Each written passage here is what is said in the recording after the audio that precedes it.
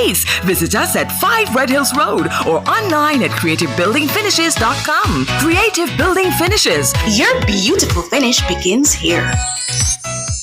Are you ready for something mega? Spend $6,500 or more before GCT. Drop your entry in the box and you can win a 2025 Hyundai Tucson. It's the Mega Wheels Tour promotion. April 5th to September 28th. Second prize, a $50,000 shopping spree every month for a year. Third prize, a $30,000 shopping spree every month for a year. Brought to you by Hyundai, Redstone, Heineken, True Milk, Rex, Walker's Wood, Downing, CPJ Daiquiri, and Carryburst. Choose concentrate. Only at Megamart. Locations island-wide. Megamart. Best value by far. Authorized under Section 58.3 of the Betting, Gaming and Lotteries Act. Calling all registered community groups. Digicel Foundation Salute 21 Grant is here. Apply for up to $2 million in funding for your community project. This year, we're expanding our focus to include digital projects and initiatives uplifting seniors. Applications close August 31. Visit www.digicelfoundation.org to apply. Digicel Foundation, creating a world where no one gets left behind. The following is a paid announcement by the Jamaica Labour Party. Hello, this is Darrell Vaz. Jamaica's next energy contract cannot be the same as a bad 20-year-old deal negotiated by the PNP in 2001 and 2016. This minister and the Jamaica Labour Party administration now has the first opportunity available for us to renegotiate a reduction in your bills, and we will get it done. Do not allow the same PNP politicians to again negotiate on your behalf. On September 3rd, put your X beside the bell and choose Jamaica. Vote for the Jamaica Labour Party. The proceeding was a paid announcement by the Jamaica Labour Party. Nationwide 90 FM, continuing the tradition of fair, fearless, and factual reporting.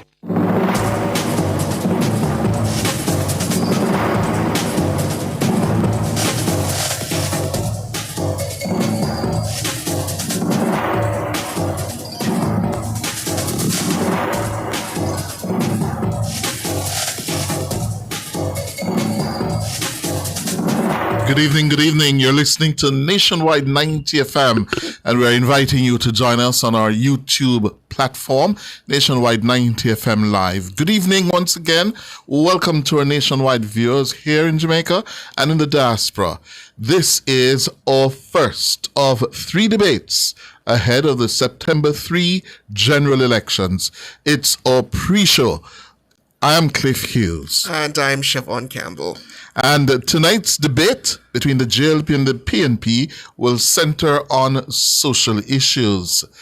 Debating for the governing Jamaica Labour Party is Pernell Charles Jr., the Minister of Labour and Social Security, the Foreign Affairs Minister, Senator Kamina Johnson-Smith, and the Minister, the Minister without portfolio in the Ministry of Job Creation, Matthew Samuda. For the People's National Party, the Senator Raymond Price, Senator Damien Crawford, who is the PNP's candidate for Northwest St. Catherine, Raymond Price, its candidate for East Central St. Catherine, and the attorney Sophia Fraser-Binns. Well, the debates are organized by the Jamaica Debates Commission, JDC, and this clash and the other two to come provide an opportunity for the two major political parties to try and sway undecided voters. It also serves to energize the party's bases, especially the victorious party. What will tonight's outcome be? And that is the serious question. And to have that discussion, we will have with us educator and public commentator Dr. Nadine Spence, as well as the founder and executive director of the Jamaican Association for Debating and Empowerment, that's JADE, and political commentator Jermaine Barrett, along with veteran journalist Peter Sankey. Pete Sankey. Yeah. And Chevening scholar Jovan Downey. Javan. Okay. Thank you very much for joining us, Nadine, Jovan. And I know Jermaine Barrett, yes, is in the corporate area at the Creative Production and Training Center, where the debaters are assembling. Good evening, Jermaine. Good evening, Cliff Hughes. Good evening, everyone else. I just arrived at the location where the debates are to unfold in a few minutes from now, actually. All right, so you have not a chance to get a feel yet of how things are there, have you? Well, Well, persons are slowly trickling in. There's a bit of a buzz in the environment. We are not yet in the studios, but very soon, I think we will be ushered into the studio at about 8:45 for the debate to start at about 9 p.m. Yes. And Jermaine, you are an experienced debater. You train people to debate in national, regional, and international competitions. For you, what will you be looking for this evening? Well, first of all, one has to bear in mind that the issue under examination today relate to social issues.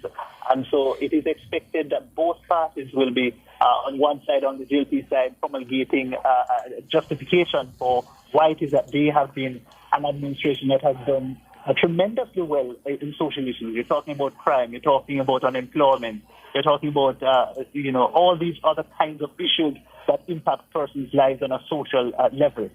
You're going to also have filtering into the debate some issues relating to the economy because, it's all about the economy, although this debate is not precisely about that. And so you're going to have, I think, on the opposition side, a lot of argument about why it is that the gains that this administration has had over the years have not filtered through into people's lives. People are still suffering. People are still having terrible experiences right across the board. And so there's going to be a tremendous amount of tussle. I think there's going to be a concession on the part of the administration that things aren't perfect. That is necessarily the case. We have to concede that. But that they have achieved more than any other administration in the past. And of course, there's also going to be some examination of the PNP's manifesto. Certainly the social dimension, I expect, will be thoroughly interrogated in this debate. Okay. All right. Stick with us for a little while longer before you have to go inside, Jermaine. But let me bring in Dr. Spence. Dr. Spence, social issues, what will you be looking for this evening? I know a lot of the concerns that people have had over these, as we've heard people articulate what they want out of a government that they think will work for them. People are talking about water. People are talking about roads. People are talking about, just ensuring that they have support in their communities. I heard one voter the other day talk about having a community center in her district, in her community, and nothing happens at the community center. I think people are also looking for help with some other issues, like dealing with the challenges that we have with education. I think people are very concerned about, how we are going to do things better for another generation. And I think a lot of people are focusing on children because there are several things that came out over the last couple months that people are concerned about. Those 11,000 4-year-old students who were tested as having need for another level of intervention before they go into kindergarten. People are wondering, what does a government have in store for us as it relates to these things? People are concerned about housing and housing affordability and housing access. And so I expect that the questions are going to look into the housing suggestions and solutions that have been put forward and going to be talking about affordability and people's ability to overcome, what is a high, cost of living. Cost of living is high.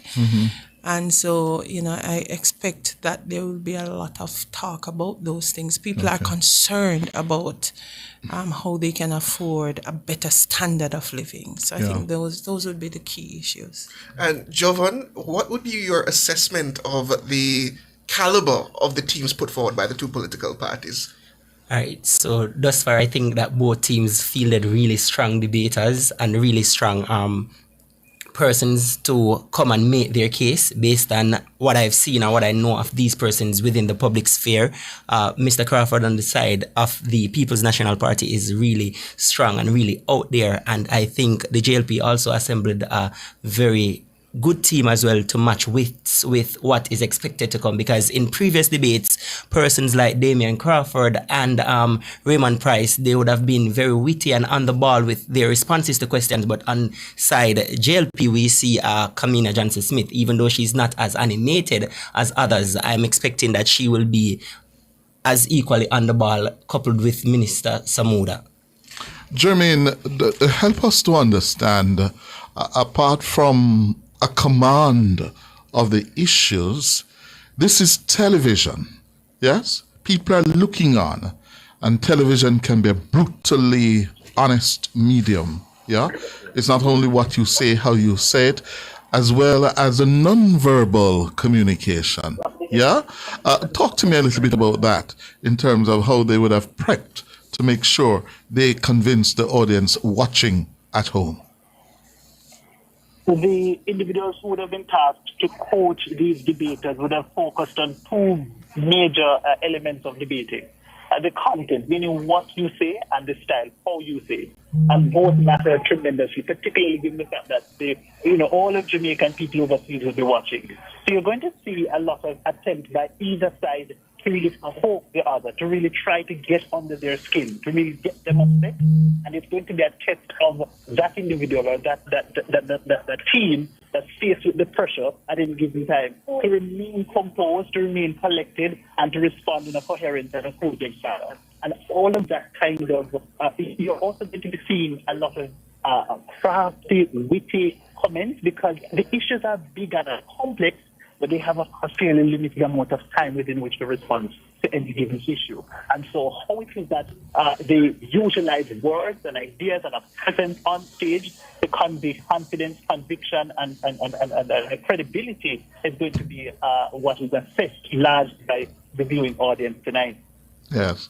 And for you, Nadine, on that, the medium, Marshall McLuhan famously said, the medium is the message. Yeah, I think when I use Jermaine a lot, and Jermaine and I have worked together for a while, because while I like debates that have substance, I also realize that style is important, and style will carry on television, and people's ability to use humor and wit and to break down complex information so that people can get it and to answer in not a long-winded way. Let me release Jermaine Barrett. Jermaine Barrett, thank you so much. You will be going inside the hall now. Thank you, Jermaine. And we are being joined as well by Ricardo Brooks of Nationwide. Ricardo, welcome. I understand we're also joined by Pete Sankey as well. Oh, Pete Sankey has also joined us as well. Thank you, Pete. Complete the point you're making, Dr. Smith. Right, yeah. So while I know that, on Team JLP, you have people who are solid with their information. Matthew Samuda has a very in-depth knowledge of issues related to water and housing and employment, and Kamina too, as the chair of the JLP's manifesto committee, would have some, and who has been putting together the achievements document, I think has a very in-depth knowledge of her government's overall performance and plans. But I also think she has a sharp wit. She knows how to communicate, as we've been seeing her leading at the front line of the communication over the last couple of months. And I think as well, Pernell Charles as well. We haven't seen him much out there, but he's also very good. Now on the PNP side, you have like a Raymond Price, who is very quite a speaker, quite animated, and so is Damian Crawford, who is more rootsy, down to earth in his explanations. And people up to some months ago loved how Damian communicated. It's whether or not this will carry, right? And of course, Sophia Fraser-Beans, former senator, is no is quite a communicator as well. So I think the teams are good, and I think they know their stuff. So it's who is going to communicate in such a way in the medium that has been the television, that is going to carry the message in a powerful way, so that the viewer is convinced. Yeah. And Pete Sankey, I understand you're on the line with us. Your assessment of the two teams, do you believe there's one based on the context, the social issues, and their portfolio in terms of their speaking engagements and oratory skills going into this debate? Do you think there's a team that has an edge over the other? Well, I would say that both parties are feeling a very good team. But I expect on the government side, I expect Matthew Samuel to take it to the PNP, and for the JLP, sorry. And on the PNP side, I think Raymond Price is an excellent debater, and I think he's going to be the outstanding one for the PNP. I must say tonight, team, that for the first time, unemployment is not going to be a major issue because it's down to single digit. Also, crime is down a lot, so I'm not sure if there can be any political point scoring where crime is concerned. People will want to look at housing. The fact is that the NHC is building a number of houses, but affordability is a serious issue. I think most Jamaicans work under $2 million per annum, and after tax, you know that this is not a lot. And to mortgage a house, so that is housing. Roads, most of us live in the corporate area of Portmore, but when you go into Spanish Town and some other areas, the roads are not so good. The best roads would be the highways. You know we have to pay to use the highways. On the issue of education, I know the government has done a lot to improve education, but I've always said to myself, it's time for parents and the students themselves to take personal responsibility. Just sending a child to school, and a child, if a girl more care about fashion and hype, and the boys concerned more about gang and all of those stuff. I mean, parents have to take responsibility.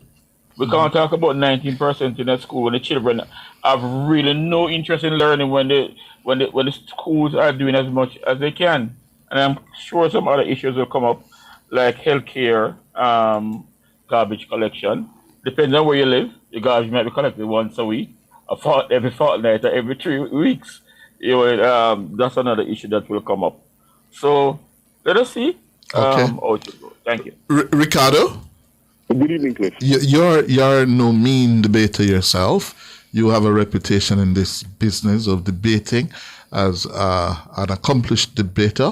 What should we be looking at this evening?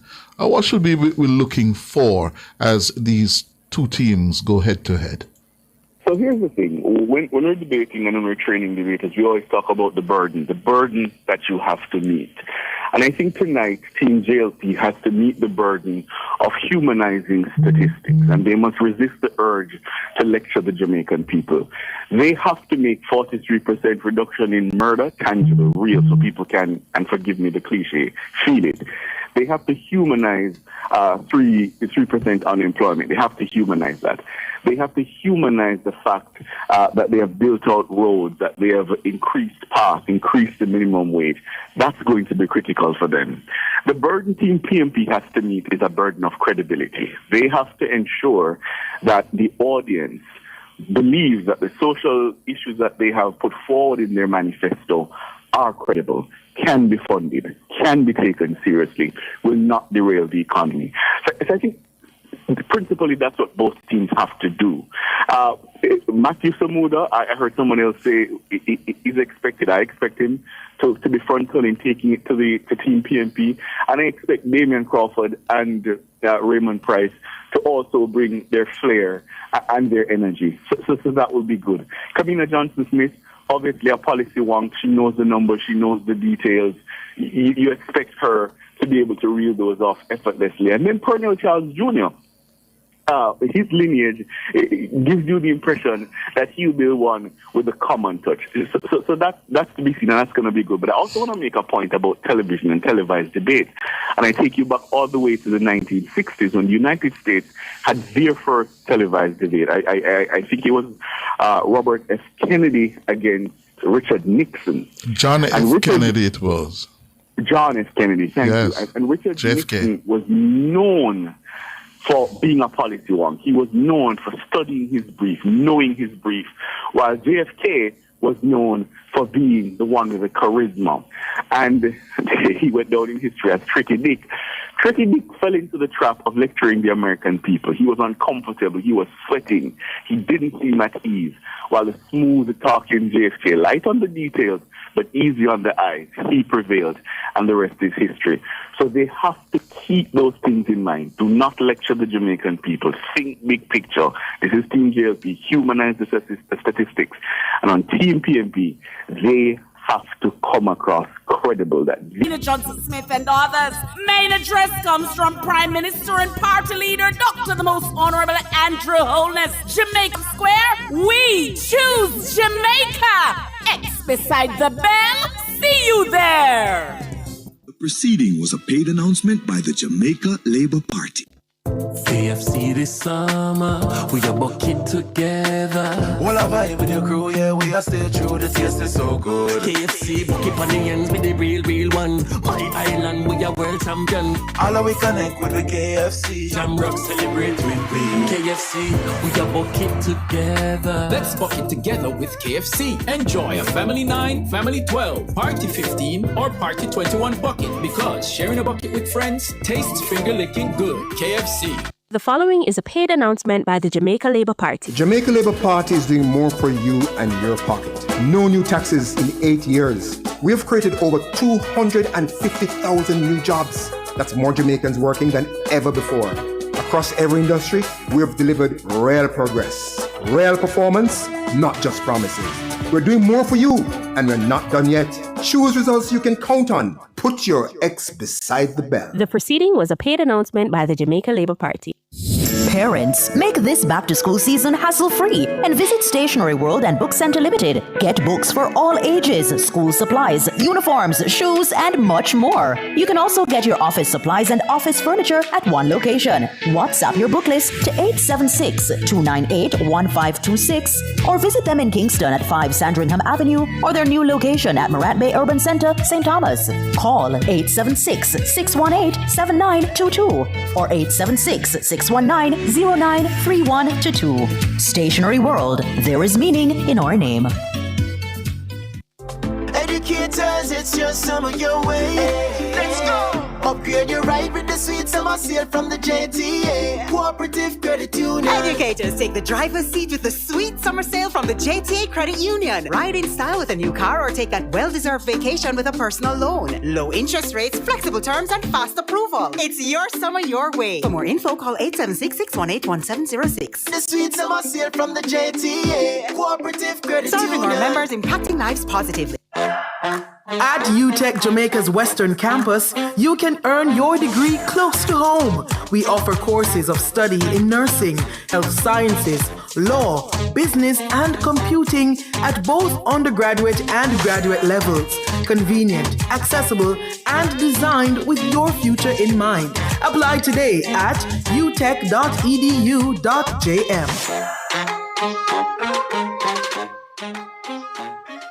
Back to school, I'm just a chill, sir. School fee paid, books bought. Thanks to CNWJ Back to School Special, I borrowed $100,000 and paid less than $10,000 for 12 months. This couldn't miss me. Get your child classroom ready. Start the school year strong with a CNWJ Back to School Special from August 1 to September 30. Low processing fee, approval within 24 hours. Conditions apply. CNWJ Credit Union. Discover the benefits of belonging. Fantana, make me tell you about Fantana. Make me tell you about Fantana. Make me tell you about Fantana. Nothing when me need to lock. New school year with me new backpack. Get all you need for back to school from Fontana Pharmacy. Shop from now until September 7th and get 15% off your regular school supplies. Conditions apply. Let me tell you about Fontana. The following is a paid announcement by the Jamaica Labour Party. Hello, this is Darrell Vaz. Jamaica's next energy contract cannot be the same as a bad 20-year-old deal negotiated by the PNP in 2001 and 2016. This minister and the Jamaica Labour Party administration now has a first opportunity available for us to renegotiate a reduction in your bills, and we will get it done. Do not allow the same PNP politicians to again negotiate on your behalf. On September 3rd, put your X beside the bell and choose Jamaica. Vote for the Jamaica Labour Party. The proceeding was a paid announcement by the Jamaica Labour Party. Nationwide 90 FM, continuing the tradition of fair, fearless, and factual reporting.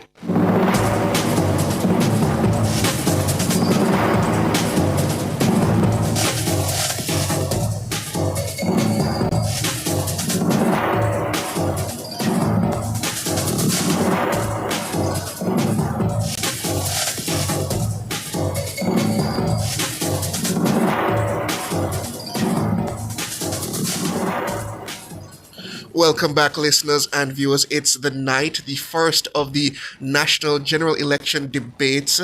We expect quite a show on the roster. We have Team JLP, which will be... remind me now, that will be Colonel Charles Jr., along with Matthew Samuda and Kamina Johnson-Smith against Raymond Price, Damian Crawford, and Sophia Fraser-Binswell. To do a post-analysis as well as a pre-analysis, we have with us Dr. Nadine Spence, educator and public commentator, along with the founder of Jade and political commentator Jermaine Barrett, veteran journalist Pete Sankey, as well as Chevening scholar Jovan Downey, and we'll be joined as well by Ricardo Brooks. He is on the line. So we are 5 minutes awaiting it, but I would like to speak now. Javon. I see Jovan here, but Javon Downey. I'd like to speak now to the format of the debate itself. We've moved to a team format as well as the questions, which will be important because they have done away with the opening statements. So to you, Javon, I'd like your assessment. Just before we go to Javon, the moderator will be Janella Persus. Yes. Questioners will be Natalie Campbell and Romado Lyons. Yes. So your assessment, Javon? Right. So personally, I liked the opening statement bit of it, and if it were up to me, I'd maintain that. But it's really, I think just having straight questions is really significant because I guess for some people it reduces what they would refer to as pondering or wasting time, and we just get straight into the meat of the matter, so to speak, straight into the issues that are directly impacting and affecting the lives of the Jamaican people. So many persons will see that as a plus, but for me personally, as a debater or as a public speaker, I liked the opening statement bit of it, but I understand the need to remove it because a lot of people see it as pondering to, the undecided, which is what the debates really is about. So I'm not sure it is as productive to remove it, but I'm excited to hear the questions that are forthcoming, and I want the questions to be answered. Like I get the need to be stylistic, but personally I want matter over style. So okay. I understand the importance for us to engage the audience but answer the questions directly. And Dr. Spence, what do you make of them dumping the opening statement? I prefer the opening statement because I think it grounds the debate, and I think that given all the possible questions that come forward to the mic. Yeah, that's true. Given all the possible questions that could be asked, because we're talking about social issues, it's broad. Mm-hmm. It would be nice if the debate had been given a context, if there was a framing, if we knew how to direct, if people were being asked, for example, to direct questions to them, they could be coming from anywhere. And so you might leave kind of feeling as if the debate is disjointed, as if it didn't tell a story, I'm into storytelling. So I like when we contextualize stories for people. And I think having the political parties contextualize their own perspectives on social issues, talk about their praxis, their philosophy and their practice, it would have been good, So I don't like that we've dumped it. I think sometimes... Let us see how it works. Yeah. Let us see how it goes tonight. Let's see how it goes. Pete Sankey, same question for you as we stand by to join the studios of CPTC for the first of 3 national debates. Pete? Yes, please. Like Nadine, I would prefer to have the opening statements. But another thing, I'm hoping that the journalists will be given the time to do follow-up questions. In previous debates, a journalist asked a question and was not allowed to follow up. And then the point is lost right there. So I'm going to look and see what the format is this year. Okay. Ricardo, what do you make of that? Yeah, I think the closing statements are more important than the opening statements, especially because this debate is 90 minutes. By the time you get to the tail end of 90 minutes, you're likely to forget what the opening statement was. But the closing statement is where you really seal the deal. That's where you make the pitch and the final pitch. And you can look out for the closing statement to make that call to action, the all-important call, that what is to happen on September 3rd. Why are you supposed to do this on September 3rd? So I think the closing is more important than the opening. I don't mind the opening being scrapped. It leaves more time for direct question, direct engagement. And I agree with Pete that, there needs to be sufficient follow-up. And I'm hopeful that the moderator will be on the ball in terms of the fact-checking, because without that fact-checking, the Jamaican people are done a disservice. And let's be frank, among the 6 debaters tonight, we have some quick and slick speakers. So if you don't pay close attention, something could get by you. So I'm hoping that the fact-checking is there, but I don't mind the opening statement being done away with. All right. It's 9 o'clock by our clock. Could you speak to me in my ears, editor, and tell me what is happening there? No feed yet from CPTC. I was saying, Ricardo panel, before we came back on air after the break, that I'm looking forward to a couple of things. One, who's going to make the first gaffe? Okay, the feed is now ready. Let's go there. Commission and staged before a live studio audience. The debates are intended to assist in identifying, clarifying, and understanding the issues being presented in this general election campaign. This evening's debate focuses on social issues and is a team debate. Members of the panel of questioners are Natalie Campbell, IRI FM, Romardo Lyons, TVJ, and taking and presenting questions from the public is our social media editor, Amoy Harriet, CVM TV. I am your moderator, Janella Precious. As is customary, the audience is prohibited from applauding the debaters except for now, after we've announced each team. For Team JLP, Matthew Samuda. You can clap.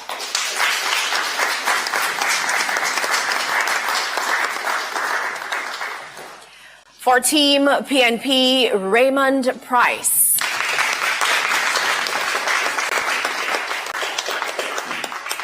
Up next is the JLP's Kamina Johnson-Smith. Also joining Team PNP is Sophia Fraser-Binns. And for the JLP, Pernell Charles Jr. And for Team PNP, Damian Crawford. The guidelines for tonight's debates have been previously agreed and are posted on the Debate Commission's website at www.jamaicadebatescommission.com. The guidelines include questions being no longer than 30 seconds and each team being allowed 90 seconds to respond to each question, and rebuttals are limited to 45 seconds. The questions posed in tonight's debate will come from two sources. The first, you, the public. You can send us your questions via direct message on Instagram, Facebook, and TikTok to Jamaica Debates. These will be checked, selected, and asked by our social media editor. The second source of questions is from our panel of journalists. Unfortunately, due to circumstances beyond our control, there will be no interpretation for the deaf and hearing impaired. Now, based on a previous coin toss, the first question tonight comes from Natalie Campbell, and it will be directed to Team PNP. Good evening. The People's National Party has been highly critical of several Jamaica Labour Party programs, including the rural school bus system. You say you have better options. Which programs have you earmarked for immediate discontinuation, and what timeline are you proposing of replacement programs to ensure continuity of service to Jamaicans? Good afternoon, good evening, and thank you for that question. Productivity means that there is a balance between effectiveness and efficiency. Effectiveness means doing the right thing, and efficiency means doing the thing right. Indeed, the separation of students from adults and the organized contribution of carrying them to school is a wonderful concept. However, how the JLP intended to execute, I believe, is highly inefficient. First of all, the cost of buses for 300 million based on the information we have received, and then 800 million for the refurbishing of those buses would indicate an inefficient use of resources.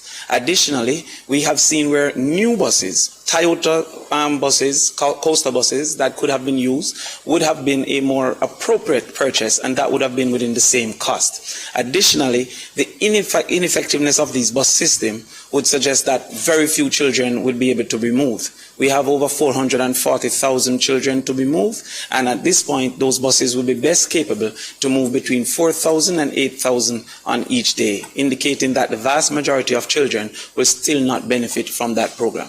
And so one thing that we'll immediately discontinue is one that doesn't incorporate the principals, the guidance counselors, and be more targeted in ensuring that those who are finding it most difficult to get to school are able to get to school, in particular deep rural children. Thank you so much. Team JLP, or rebuttal? Thank you. The Jamaica Labour Party is doing what the PNP has not and cannot do. We want to keep our children safer. And we are using the savings, $1 billion savings from the JUTC, where we have cut theft of diesel and shifted to CNG, to buy 110 new buses at $1.4 billion for our children. The parents will save $180,000 per year annually per child, and the children will be safer, greater attendance, they'll be safer at school, cameras, wardens. Why not? It's best for the country. Thank you very much. Romardo has the next question, and it will go to Team JLP. Good evening. Despite the 2025 changes to NHD loan limits and the modifications so more minimum wage earners can qualify for grants, many youngsters have lost hope of one day owning a home. What will you do to ensure that in multiple offer situations for properties, youngsters aren't outbid by older Jamaicans with much more to offer? Firstly, thank you for that question. The Jamaica Labour Party has ensured that we focus on our youth.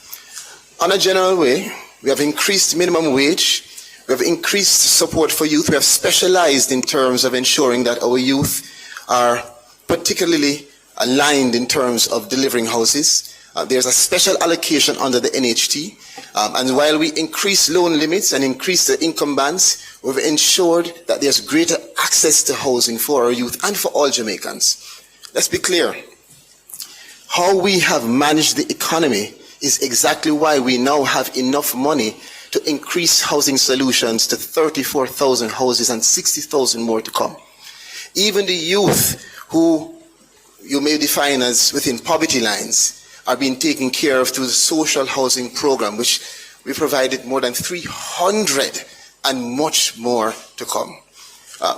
For the Jamaica Labour Party administration, housing solutions, housing developments, and the total national development is based on the fact that we have not only been able to save more, but our focus is on increasing economic development completely as a country that has suffered wage freezes, suffered heavy taxes. For 8 years, we've had no new taxes. All of these things have impacted our youth positively.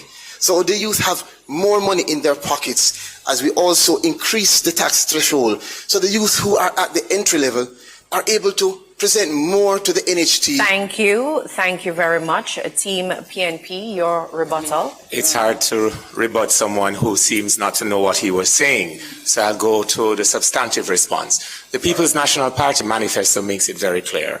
We have several programs that will make it easier for the average Jamaican, young people in particular, to own their own home.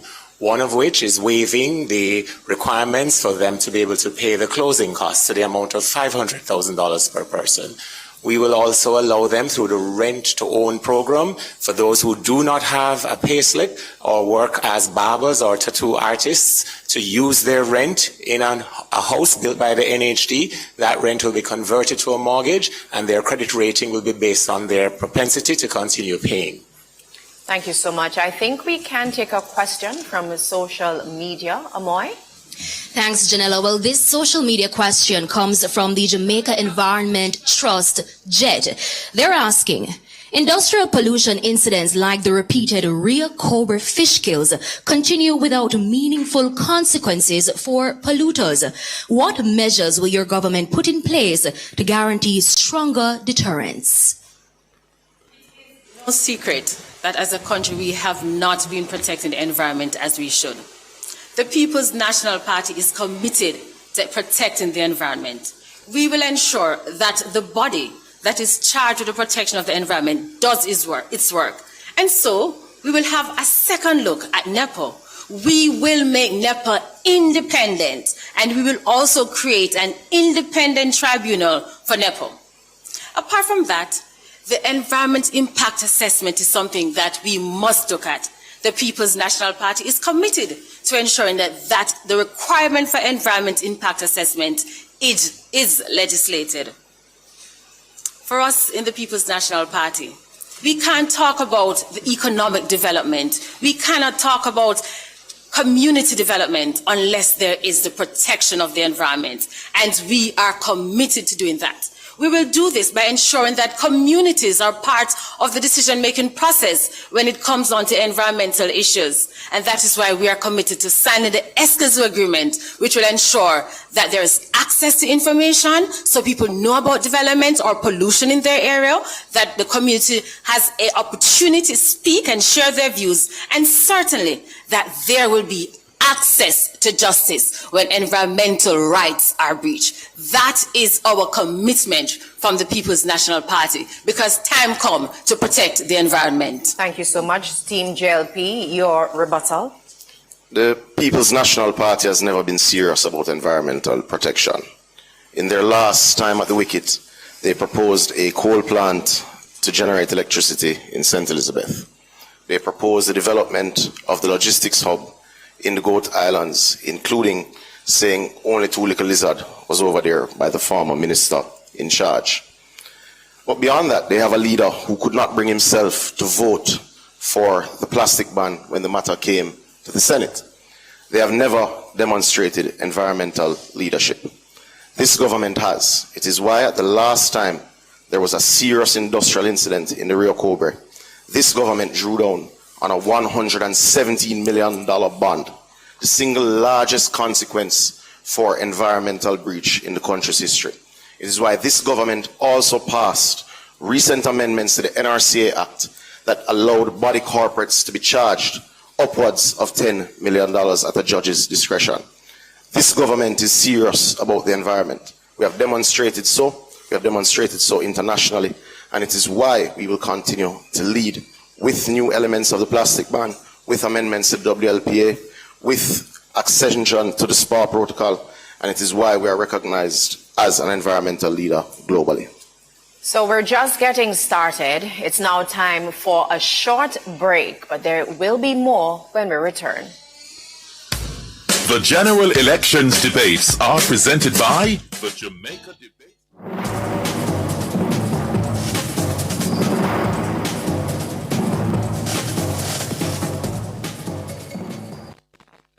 KFC this summer, we are bucket together. All I vibe with your crew, yeah, we are stay true, the taste is so good. KFC, bucket on the ends with the real one. My island, we are world champion. All of we connect with the KFC. Shamrock celebrate with we. KFC, we are bucket together. Let's bucket together with KFC. Enjoy a Family 9, Family 12, Party 15, or Party 21 bucket, because sharing a bucket with friends tastes finger-licking good. KFC.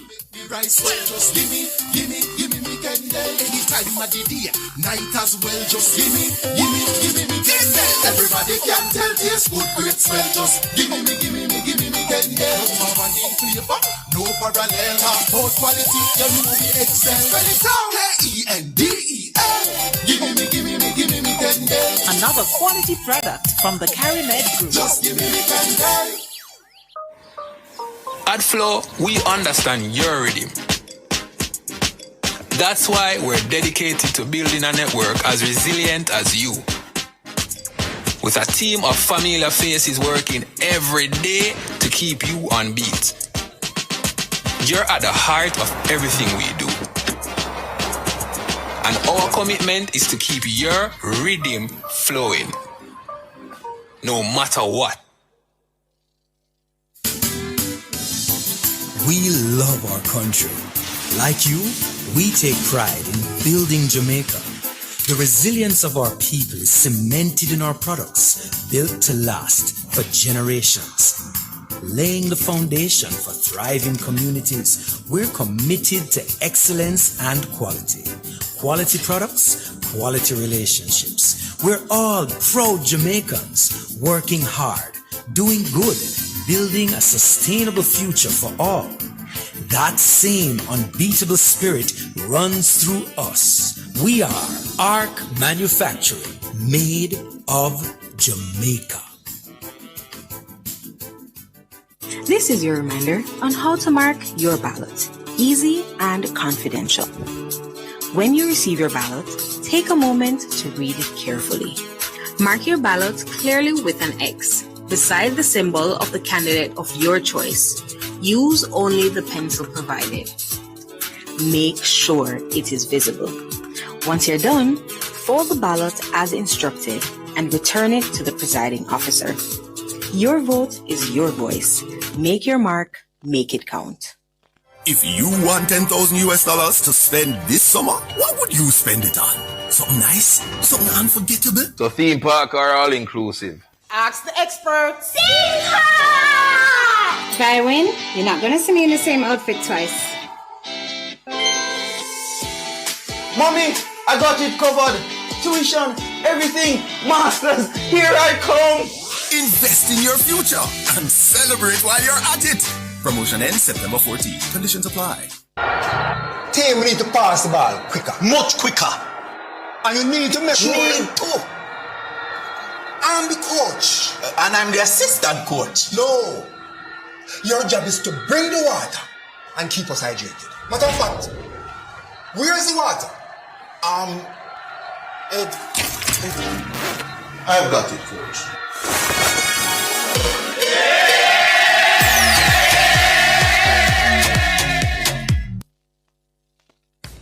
The general elections debates are presented by the Jamaica Debates Commission in association with Scotiabank for every future, Kendall, the taste of quality, Flow, NCB, ARC Manufacturing, Water, JN Group, Lasco Foundation, Pan Jamaica Group, Miss Birdie, H&L Homes, and VM Group.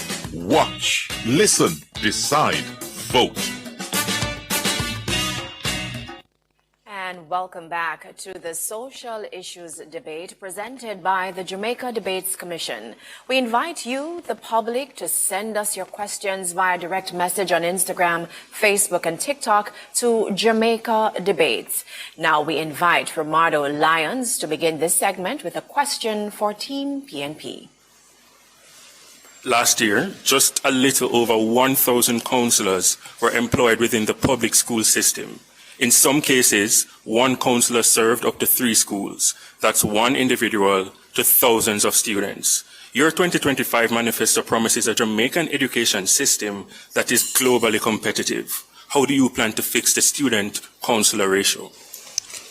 Thank you very much for the question. Indeed, it is our intention to ensure that we have an improved education system.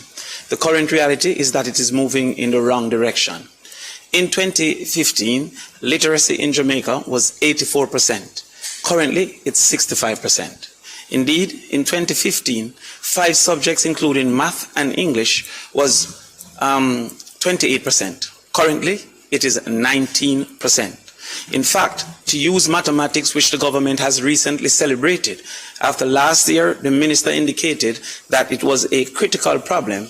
This year, with much hoopla and celebration, only 9 dege more children passed mathematics. And they said it was a great occurrence. The People's National Party will accept and acknowledge where we are, because in 2015, 14,000 Jamaican children passed mathematics, and in 2025, only 7,826 Jamaican children passed mathematics. This is a part of the malaise that is happening within the education system. What we will do in particular, as it relates to guidance counseling, is to incorporate and hire more guidance counselors, but also to form the Department of Socialization to utilize not only the guidance counselors, the deans of disciplines, and also the persons who are most familiar with the children, which should be the 2025 Pat, Pork, and Chicken Champion. Hello! See you on August 31 at Jamaica College. Those who are most related to the Team students. JLP, your rebuttal. The Jamaica Labour Party believes in our children, and it believes in their social well-being, their mental health, and their support to ensure that they will be their best selves and then become the best productive citizens of Jamaica. We certainly recognize that education is not where it needs to be, and that's why we commissioned the Education Transformation Commission, led by Orlando Patterson.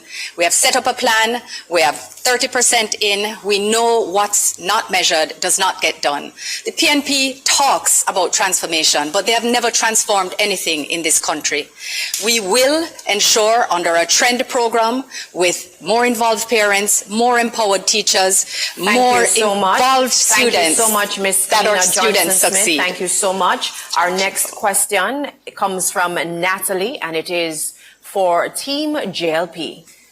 As Jamaica seeks to harness the economic potential of large-scale entertainment events, what is your strategy to ensure that these opportunities are balanced with the fundamental rights of motorists and residents to freely move without undue disruption to their lives? It's no secret that urban planning was lacking for the last 50 years. It's no secret that the heartbeat of Jamaica has been its cultural and entertainment industries.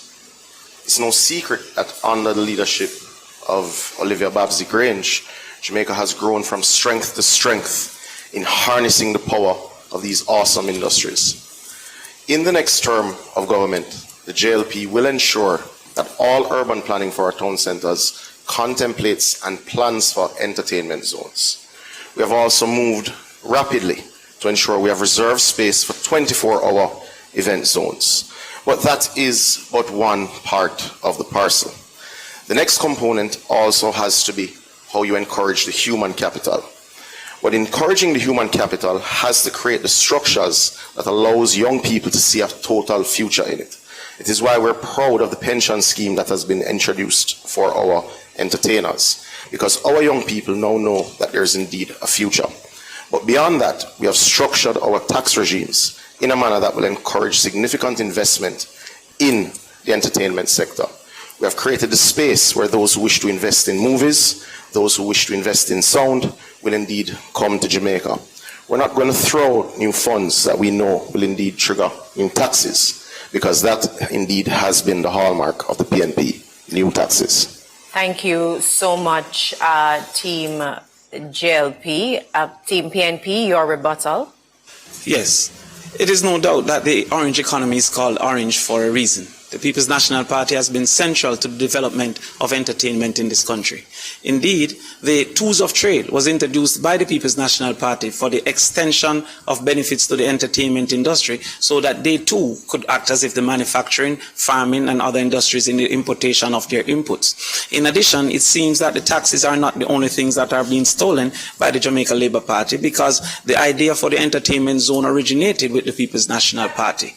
What is crazy is that the Jamaica Labour Party believes that the solution is in one single venue, and one single venue cannot solve a problem that exists throughout the entire country. We will ensure appropriate zones and community zones. Thank you so much, Mr. Crawford. And now, before we go to our social media, Natalie has indicated that she would like to use her first of 2 follow-up questions so that our viewers understand the process. Both questioners have the ability, or they can ask 2 follow-up questions, and both teams have 45 seconds within which to answer the question. Natalie, go ahead. So I wanted to hear more about the balancing of how do you protect the motorists and the residents who have undue delays and been stuck in traffic for hours in the interim until those zones are designated up and running? Well, obviously the zones are indeed the long-term strategy, but in the interim we'll bring all stakeholders together, being the Jamaica Constabulary Force, the municipalities and the promoters themselves, to ensure that there's adequate parking. We would have instituted many park and ride events for national events which would have seen significant reductions in traffic. But just to note, the idea for the entertainment zone did not originate with the PNP, it actually originated with Edward Philip George Siaga. And it is this party that has had the strongest relationship with the cultural industries and has put its money by way of investment into these industries. But to be clear, the infrastructure that is required is being invested in by this administration in multiple venues. Thank you so much, Mr. Samuda. Thank you so much. Team PNP, your 45-second rebuttal. This sounds like the same claim that Edward Siaga also was the originator for the idea of Portmore, and that too was a lie. However, what we have recognized is that we can separate the people from the events by partnering with agri-parks to have a section within agri-parks reserved for what we call party town, multi-zones, multi-venue zones that persons can gravitate to and know where entertainment activities are. What we have also recognized is the bias within the Jamaica Labour Party of how entertainment is treated, because large events such as Sumfest has never obeyed the Noise Abatement Act, but all the round robins must obey the Noise Abatement Act. We will ensure equity by allowing for an appropriate approval for extensions that persons can apply for, regardless if you're large or small. Thank you so much, Mr. Crawford. We now go to social media. Amoy has a question and she will direct it to the respective team. All right, so to revisit the topic of education, Alpha Media on Instagram is asking, COVID-19 exposed deep gaps in digital access. What are your concrete plans to ensure every Jamaican student has access to reliable internet and digital devices? And that question goes to Team PNP. Thank you very much. It is important at this point that we expose what some of the ridiculous approaches have been from the Jamaica Labour Party. They indicate that they have been doing extensive investments in schools. However, with the schools in need of approximately 1,000 students needing up to 210 megabytes, the highest capacity of those providers is 35 megabytes. Some of those contracts that have been given are incapable to reach even 15 megabytes so that they can officially and can appropriately be utilized. Indeed, having invested over $2 billion in e-books, the newspaper reported that many teachers indicated that the inability to access them in their classes made the e-books ineffective and inefficient. What the People's National Party will do, first of all, is to build out the last mile of fiber so that more persons in the rural spaces can access. Additionally, we understand the pairing of energy with the internet, and by extension, we will also build out the last mile for electricity access using solar implementation. We will use as a school multiplier, force multiplier, teacher teacher multiplier, impact multiplier, the technology through AI, in particular for helping teachers with marking, helping teachers with the lesson planning, and also helping students to access information in appropriate and effective way. So the People's National Party will embrace technology in our schools and expand the reach so that our students can benefit. Thank you so much, Mr. Crawford. Team JLP, your 45-second rebuttal. Your 1 minute 30 rebuttal. The PNP talks a good talk about technology in schools, but it is the Jamaica Labour Party, through its National Broadband Initiative, that has ensured that more than 700 schools are connected with broadband. And we've made sure that not only are our children at school connected, but we have rolled out more than 380 free public Wi-Fi hotspots that make sure that when children leave school, they're still able to be connected as our teachers. We've handed out more than 200,000 tablets. We've trained our teachers and given them vouchers for tablets and laptops in particular. We're providing digital equipment for classrooms. We're ensuring we've completed an audit of all our labs to ensure that they're provided for with the best technology in rural and urban. So from St. Thomas to Hanover, all our children must have access to the best technology, and location should not determine your education. The Jamaica Labour Party is uplifting education in every corner of Jamaica, and we're continuing to do what the PNP likes to talk about. We are also ensuring that we will provide, I must speak to the matter of the creative villages, that we will be providing 100 of them in our next administration, should the public trust us. We will also be training through our Creative and Cultural Institute, and we will be also providing for creative special economic zones that will create the next generation of jobs. Thank you so much, Ms. Johnson-Smith. Our next question, it comes from Romardo, and it goes to Team PNP. In 2022, the Jamaica Observer exposed the harsh exploitative conditions under which many call center workers work. If elected, what will you do to fix these issues that contradict labor laws in the BPO sector? You know, the start of that question is an acknowledgement that the provision of modern access to technology, including the internet, including broadband, including fiber optics, began with the liberalization of the telecommunications sector when Philip Powell was a minister with responsibility. My opponents opposite seem to be having an issue putting the correct time frame to the responses. In other words, a seeming disconnect with reality. With respect to the BPO sector, one of the most recent industries facilitated by the technological advancement, there are serious concerns with respect to conditions of work, pay, time off, even sick leave, things that the Jamaican workplace has considered for many years to be a right. These BPO operators, the contractors, are not necessarily from the Jamaican space. So more integration has to be done so that they understand what our labor laws are and what the members of the Jamaican workforce have come to expect, including things such as maternity leave with pay and equal work for women. In the PNP administration led by Mark Golding, we will begin that education process, that integration process, and allow our partners in the BPO to understand the nuances. Thank you so much, Mr. Price. Thank you so much, Mr. Price. Team JLP, your 45-second rebuttal. Thank you. The BPO sector, like the tourism sector, is offering a significant opportunity for many of our entry-level youngsters to have good jobs that will allow them to be able to get not just revenue, but work experience.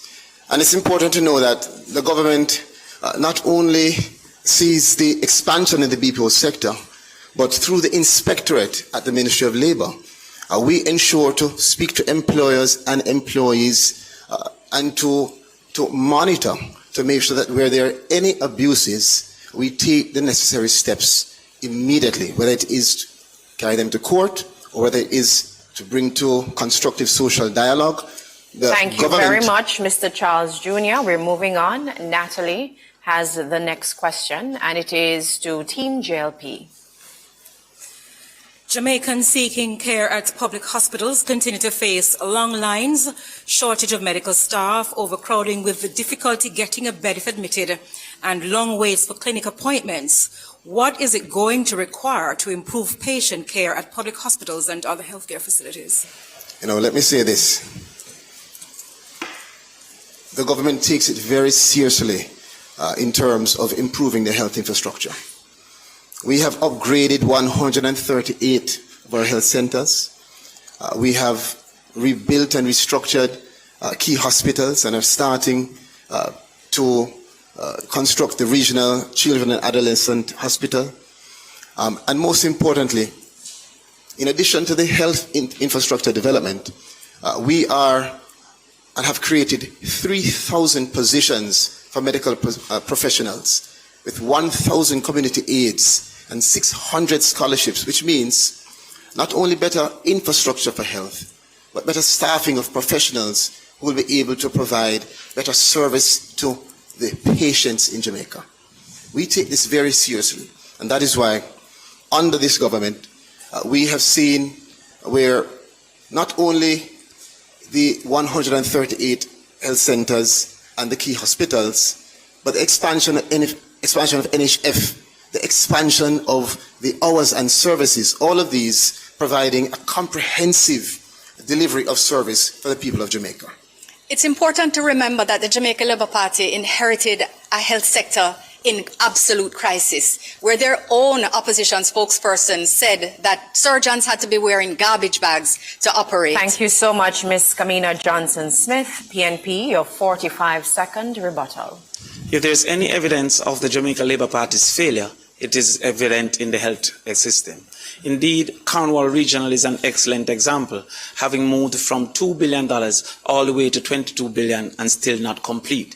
Mammograms in our public sector is only 2 mammograms in our public sector. And the #1 hospitals in Jamaica, also including our Children's Hospital, does not have an MRI or a CT scan available. Indeed, the number of children that has died neonatals has gone up to 246 over the last 2 years.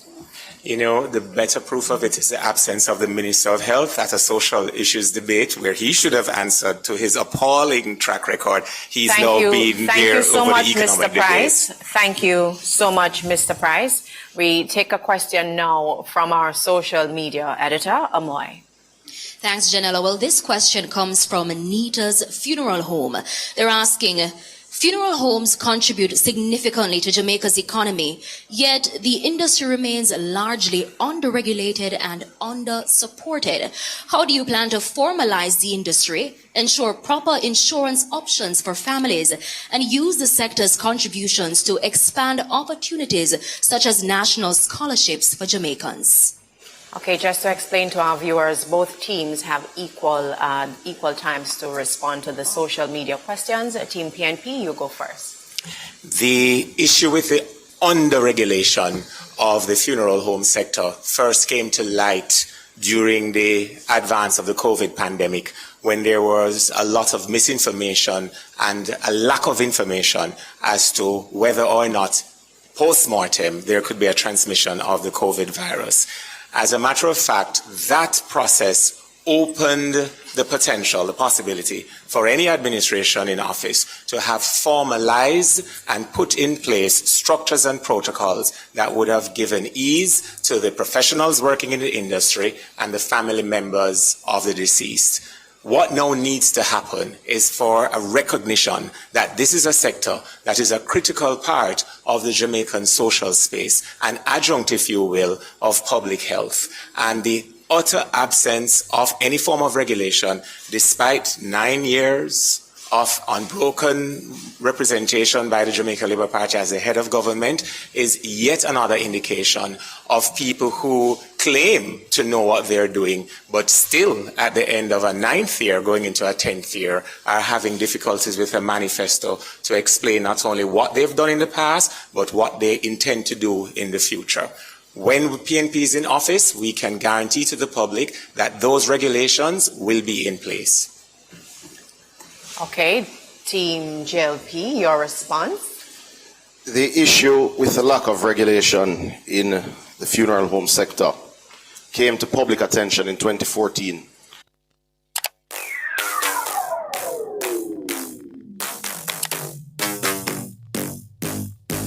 When the funeral homes with contracts with the government for paupers' burials were not being paid. That is when the issue came to mind, or rather came to public attention. The reality is the sector is indeed lacking sufficient regulation. However, we have moved forward to bring the Ministry of National Security and indeed the Ministry of Health to form a working group to address this very issue. And there are many elements to it. One such element is the fact that the industry was operating without a proper public autopsy suite. This government, under Horace Chang's leadership at the Ministry of National Security, built the first public autopsy suite at a cost of $700 million, clearing one element that creates a significant backlog in this area. But lest we forget, the PNP has no credibility in the management of the health sector. Under Fenton Ferguson, every single Jamaican watching this debate tonight suffered the effects of Chick V. We suffered the effects of his failure to deal with vector management.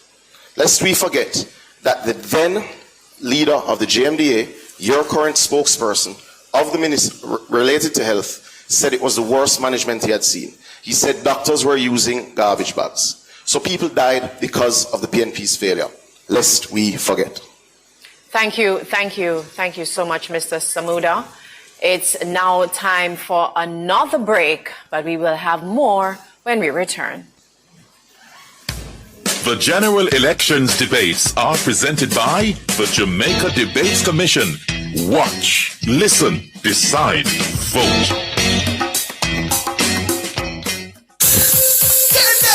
When you want the food shell and make the rice well, just give me candle. Anytime of the day, night as well, just give me candle. Everybody can tell taste good, great smell. Just give me candle. Just power in flavor, no parallel. Half both quality, you know we excel. When it's down, KENDEL. Give me candle. Another quality product from the CariMed Group. Just give me candle. Tomorrow's success will depend on the decisions we make today. At the Scotia Jamaica Foundation, supporting the well-being of our nation is more than a choice. It's a heartfelt promise to the communities we serve. By empowering individuals and organizations, we are revitalizing communities and creating a more sustainable world for every future.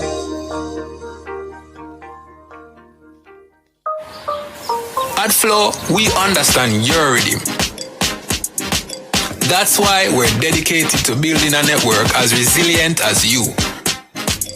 With a team of familiar faces working every day to keep you on beat. You're at the heart of everything we do. And our commitment is to keep your rhythm flowing. No matter what. We love our country. Like you, we take pride in building Jamaica.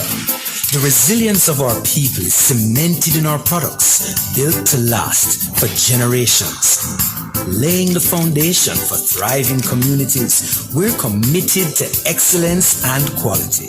Quality products, quality relationships. We're all proud Jamaicans, working hard, doing good, building a sustainable future for all. That same unbeatable spirit runs through us. We are ARC Manufacturing, made of Jamaica. If you want $10,000 to spend this summer, what would you spend it on? Something nice? Something unforgettable? So theme park or all inclusive? Ask the experts. Kywin, you're not gonna see me in the same outfit twice. Mommy, I got it covered. Tuition, everything, masters, here I come. Invest in your future and celebrate while you're at it. Promotion ends September 14th. Conditions apply. Team, we need to pass the ball quicker, much quicker. And you need to make sure. I'm the coach. And I'm the assistant coach. No. Your job is to bring the water and keep us hydrated. Matter of fact, where's the water? I've got it, coach.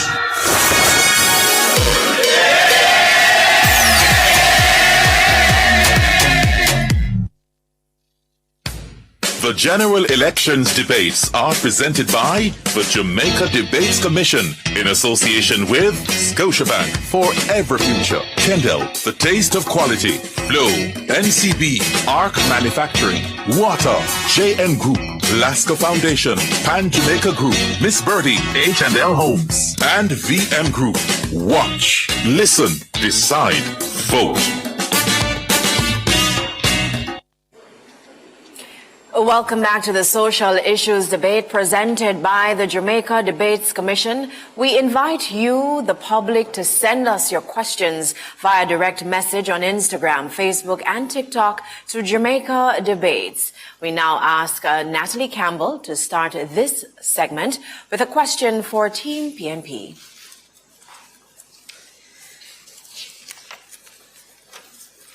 Good evening again. If elected, what are the top 3 policy or reforms your government would prioritize during its first few days or weeks in office? The People's National Party, Damien, will ensure that every decision we make has the people at the center. To start that off, we will, take a look at the health center.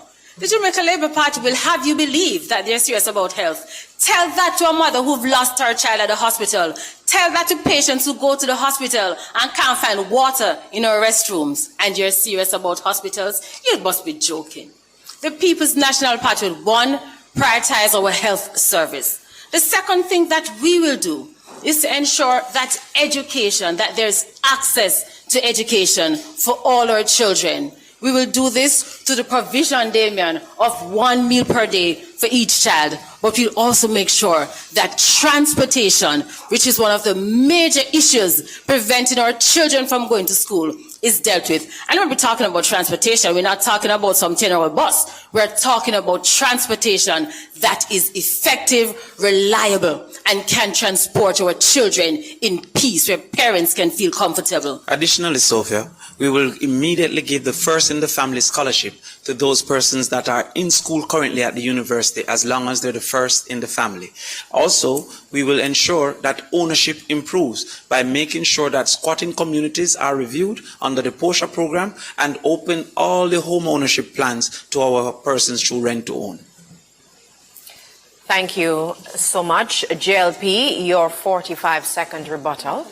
That convoluted response will require a supplementary estimate being tabled in the House of Representatives for a budgetary contemplation. The PNP does not have a structured set of policies ready for Jamaica, which is why they're not ready for government.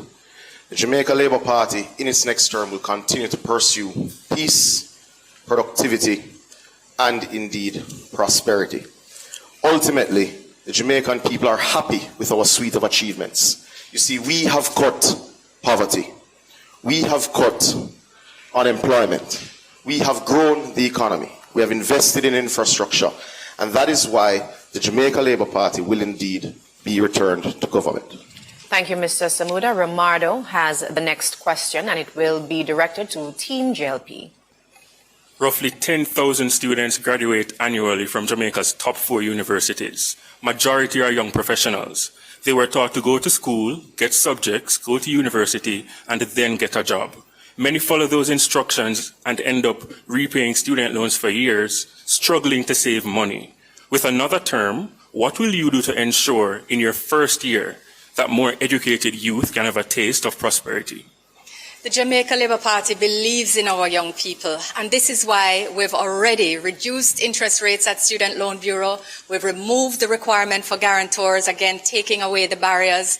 And in our next term, we'll not only institute the new policy wherein students can have access to a loan which covers not only tuition, but accommodation, books, laptops, and food, living expenses. More importantly, of course, as we touch on the issue of debt, we know that our young people sometimes get thrown a curveball by life. That's why the Jamaica Labour Party is not only going to expand the moratorium, which already exists, but we will institute the student loan debt reset. Under that policy, we will be waiving for all delinquent accounts 100% of penalties, 100% of interest, 100% of insurance charges, and 50% of interest arrears, ensuring a fresh start for those who just have had life take a wrong turn. For those who are in good standing, they'll be rewarded for their responsibility and, of course, encouraged to continue in their good efforts, and they will get a credit to their account of $100,000 per account in good standing. Those who, of course, are at the cusp of closing out their accounts, we will pay up to the amount required to close. This is us not talking, but acting. Thank you so much, Ms. Kamina Johnson-Smith, PNP, your 45-second rebuttal.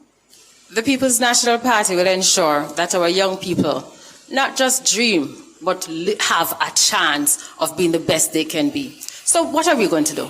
One, we're going to make sure that there is $1 billion available so that they can get $500,000 towards their deposit. Secondly, what we are going to do is to have what we call a forgiveness, a graduated forgiveness of students' loan. So for every year that you work in the public service, your students' loan payment will be discounted. And we understand that sometimes you leave university and you simply just can't get a job. The present system says you must still pay your students' loan. We are saying no, an end to that. Thank you so much. We go to social media, who has a question which will be answered first by Team JLP and then Team PNP. A reminder that both teams have the same amount of time to respond to that question. Amoy? Thanks, Janella. This question comes from Kimmy on Instagram. There's been criticism of the government's 300% wage increase and delayed salary increase to civil servants. If selected to form the next government, how do you plan on making civil servant salaries equally as attractive? The Jamaica Labour Party has been responsible for the largest increase to public sector wages in the history of independent Jamaica. Do we want to be able to pay more? Absolutely.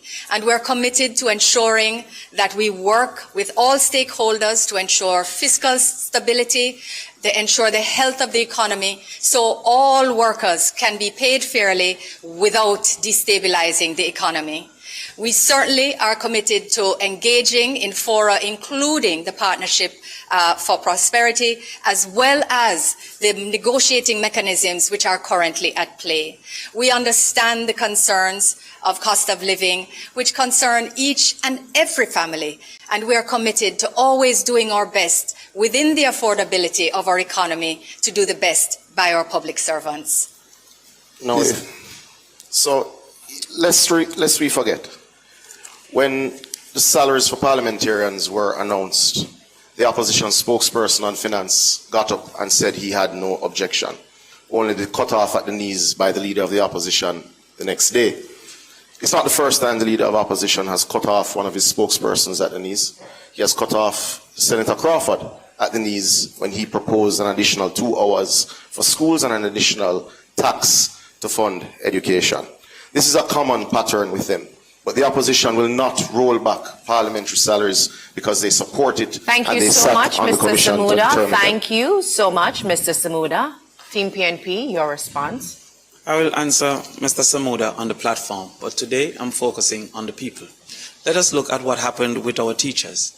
The government is currently ranked by the Prime Minister and the ministers as the highest in the Caribbean. Our teachers are ranked 6th or 7th in the Caribbean. Under the People's the sunshine, feel the breeze, and you let summer through. Market. Under the JLP, when they did their restructuring, the teachers are now propped at 50% of market. Additionally, the teachers were bamboozled into believing that their allowances would have been considered. But the JLP removed all the teachers' allowances and gave them a simple raise, in some cases of 12%, while they took 300%. What is evident from how it was handled is that the JLP is not a party of equity. they didn't treat all persons in the same. And as their former Minister of Finance suggested, that if it was to keep the best, they would have to raise their salaries. No wonder we're seeing so many teachers leaving our classroom because of the inefficient treatment from the Jamaica Labour Party. Teachers, nurses, and the public sector will know that they have a listening ear and a reasonable negotiator whenever we get into power. And one thing we can guarantee is that we don't believe they're worth zero, as the Jamaica Labour Party has suggested. 0% raise suggests that the teachers are worth nothing. The police are doing a wonderful job, the teachers are doing an excellent job, the nurses are doing a wonderful job, and we will ensure equity in treatment as we treat ourselves. Thank you so much, Mr. Crawford. We're going to take another question from social media. Amoy? This one is from Joel. Many Jamaicans are concerned about the limited access to beaches and the costs that apply to them. What measures will you put in place to ensure that Jamaicans have greater access to their beaches? Team PNP, you get to respond to this question first. Over the last 9 years, there have been countless situations, Miami Bay Beach, Bob Marley Beach, where Jamaicans have been denied the right of access to beaches. For us in the People's National Party, right access to beach is not an option, it is a right. And because of that, we will ensure that all Jamaicans have access to our beaches. We have done it before. In our last administration, we spent over $12 billion rehabilitating Winifred Beach, Priory Beach. We've done it already, we're going to do it again. So what are we going to do now? We are going to ensure that the provisions in the Beach Access Act come to life. And where the amendment needs to be made, we're going to do that. What we're going to do as well is going to ensure that we work with all our tourism partners, all our private investors, so they understand that access to beach is a right for all Jamaicans. Thirdly, what we will do is to ensure that we rehabilitate beaches so that persons, when they come to beach, whether they're fishermen or they come for relaxation, that they can do it in dignity. Because for the People's National Party, access to our beaches is not just something you do. It is a matter of justice, and it is a right. And we commit that we will have access to beaches. Thank you so much. Team JLP, your response? The people of St. James know that all that was just said is a farce. When the People's National Party took away Cornwall Beach from the people of St. James, they did so without a care in the world. It is this administration that built the Harmony Beach Park over Dump Up Beach to give the people of St. James back beach access. It is this administration that will genuinely renovate the Priory Beach in St. Ann. I'm not sure what was referred to as a renovation because that's a joke. It is this administration that will ensure that the Padgy Beach and indeed the Boston Bay Beach in Portland will be returned to the people of Jamaica. There isn't a Beach Access Act, as was mentioned, but there is the Beach Control Act. This administration will indeed, at the first sitting of the new Parliament, table the beach access policy, which will guarantee windows to the sea being maintained, corridors to the sea being a facet of development approvals, as we have recently done through NEPA with hotel approvals in Trelawney and in the Negril, where there are corridors built by the hotels to facilitate access for citizens. You see, our policy is important, but beach access cannot just be words. It has to be investment in beaches like the Harmony Beach Park. It has to be corridors to the sea, as we have indeed insisted upon through our approval process, through NEPA, in Trelawney, in Negril, and more to come. Thank you so much, Mr. Samuda. Thank you so much. We will now take a short break and invite you to stay tuned. The general elections debates are presented by the Jamaica Debates Commission.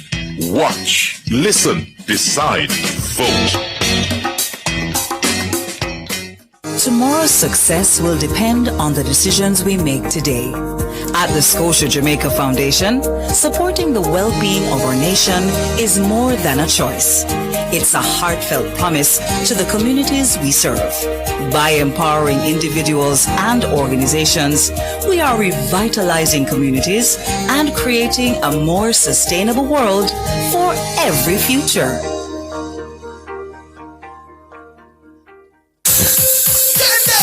When you price well. Just give me Kendall. Anytime of the day, night as well. Just give me Kendall. Everybody can tell taste good, great smell. Just give me Kendall. No money flavor, no parallel. Talk about quality, then you will be excel. Spell it out, K-E-N-D-E-L. Give me Kendall. Another quality product from the CariMed Group. Just give me Kendall. At Flow, we understand your rhythm. That's why we're dedicated to building a network as resilient as you. With a team of familiar faces working every day to keep you on beat. You're at the heart of everything we do. And our commitment is to keep your rhythm flowing. No matter what. We love our country. Like you, we take pride in building Jamaica. The resilience of our people is cemented in our products, built to last for generations. Laying the foundation for thriving communities, we're committed to excellence and quality. Quality products, quality relationships. We're all proud Jamaicans, working hard, doing good, building a sustainable future for all. That same unbeatable spirit runs through us. We are ARC Manufacturing, made of Jamaica. The Jamaica Debates Commission presents the General Elections Debates in association with Scotiabank, Forever Future, Kendall, The Taste of Quality, Flow, NCB, ARC Manufacturing, Water, JN Group, Lasco Foundation, Pan Jamaica Group, Miss Birdie, H&L Homes, and VM Group. See the two major political parties debate national issues live August 26 and 28 at 9 p.m. It's a political must-see. Don't miss the General Elections Debates presented by the Jamaica Debates Commission. Watch, listen, decide, vote. If you want $10,000 to spend this summer, what would you spend it on? Something nice? Something unforgettable? So theme park or all inclusive? Ask the experts. Tywin, you're not gonna see me in the same outfit twice. Mommy, I got it covered. Tuition, everything, masters, here I come. Invest in your future and celebrate while you're at it. Promotion ends September 14. Conditions apply. Team, we need to pass the ball quicker, much quicker. And you need to make sure. I'm the coach. And I'm the assistant coach. No. Your job is to bring the water and keep us hydrated. Matter of fact, where's the water? I've got it, coach.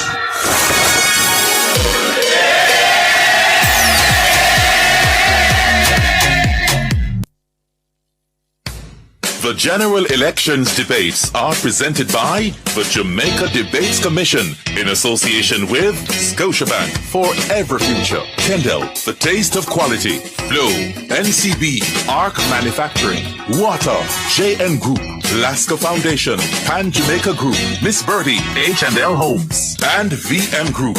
Watch, listen, decide, vote. Welcome back to the social issues debate presented by the Jamaica Debates Commission. We invite you, the public, to send us your questions via direct message on Instagram, Facebook, and TikTok to Jamaica Debates. We invite Romardo Lyons to start this final segment with a question for Team JLP. A digital Jamaica where technology is woven into the fabric of business and everyday activities. That's what you promised in your 2020 manifesto. But today, there are residents in Swamp Road, St. Thomas, putting phones in trees to make calls and to get reception.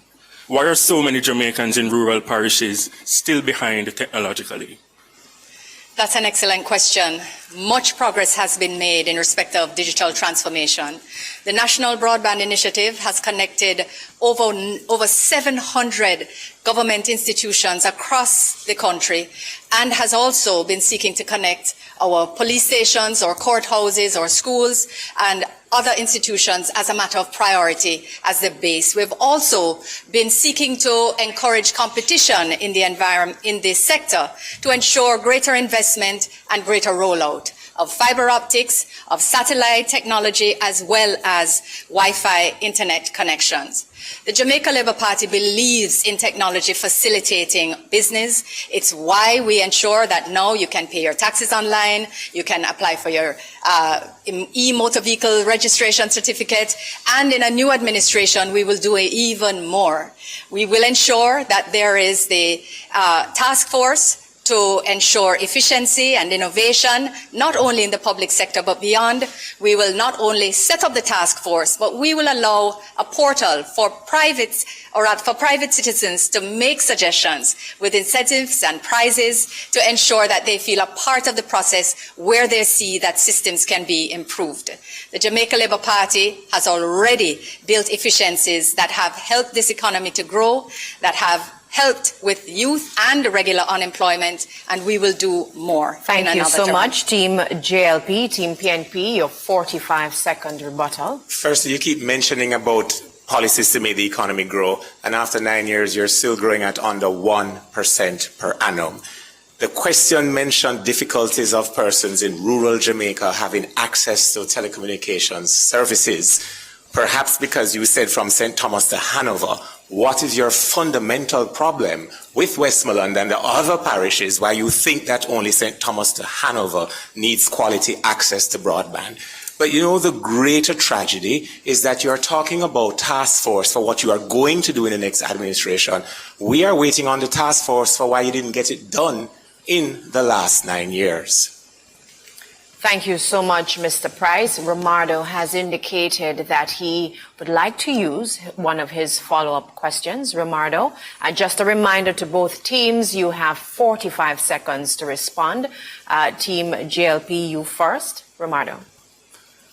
Your government has repeatedly said that education is a priority. Now, the technological issue in the rural parishes aren't just for residents. Schools are also affected. Just this year, a smart lab was opened in St. Aloysius Primary School on Duke Street in Kingston. When will schools in rural parishes start to feel included in this technological push? They should feel it very soon. As a matter of fact, they'll feel it in this new school year. Procurement is already underway. We not only have had new contracts engaged with contractors to roll out more connections, but we are also investing in equipment, which is already in procurement, to ensure that our labs are equipped in rural schools as well as in urban schools. We believe fundamentally in ensuring that regardless of where you live in Jamaica, you must have access to the best education, and you will have it in the next administration. As a matter of fact, starting in this... The JLP is certainly an enemy of the truth. Indeed, we have heard them suggest that 200,000... 5-second rebuttal. The JLP is certainly an enemy of the truth. Indeed, we have heard them suggest that 200,000 laptops were purchased. That would indicate 2-to-1 ratio, meaning for every 2 children, 1 should have a laptop. I'm asking those watching today, have your child received a laptop? Have you seen anyone receive such a laptop? Indeed, whoever is responsible for purchasing these missing laptops will have to answer under the People's National Party, because we have not seen those laptops. We will ensure that the gadgets are in place, but as we've said before, we build out the last mile that many of the private sector believe is not profitable to build out, so that the persons can get access to internet wherever they are. We will use that technology also for the small schools. Thank to you, have Mr. better Crawford. usage. Thank you so much, Mr. Crawford. Natalie has the next question, and it goes to Team PNP. We are in the hurricane season, and each season the authorities face a challenge persuading residents to evacuate some areas when the island is under threat. What strategies would you implement to ensure compliance? Part of the reason why residents don't want to evacuate is that the poor level of communication and education prior to a storm causes them to be caught unaware. Let's take, for example, this instant year 2025. All across media, we have heard advertisements from the Office of the Prime Minister with sections of budget presentations, and we are midway the Atlantic hurricane season, and not once has ODPEM been given the resources that OPM has for its parallel adjacent political campaign under the guise of public education. The second reason why residents do not want to evacuate is because they are realistically concerned that when they evacuate, the spaces that they are taken to will be substandard. In the next PNP administration, we will build out a series of evacuation centers that will be properly fitted with adequate water for on-site storage, as well as food and access to health, access to other emergency services, so that families feel more safe in bringing their elderly relatives into a space where they are certain that the services and the quality of standard will be there when they evacuate. Thank you so much. Team JLP, your 45-second rebuttal. It is clear to us on Team JLP that Raymond is fluent in misdirection, misinformation, and clearly not paying attention to the news of the day. It is the JLP that would have just completed and launched its own Doppler radar, meaning we're no longer depending on foreign sources for our weather forecasting needs. It means this government, the next administration under Andrew Michael Holness, will have accurate information on time and be able to communicate it so to you at home. We're also working with the United Nations CDF program to build modern and safe shelters for you at home, so you can trust the information and trust where you're going to go and be safe during the hurricane season. Thank you so much, Team JLP. We go to Amoy now, who has a question from social media. Amoy?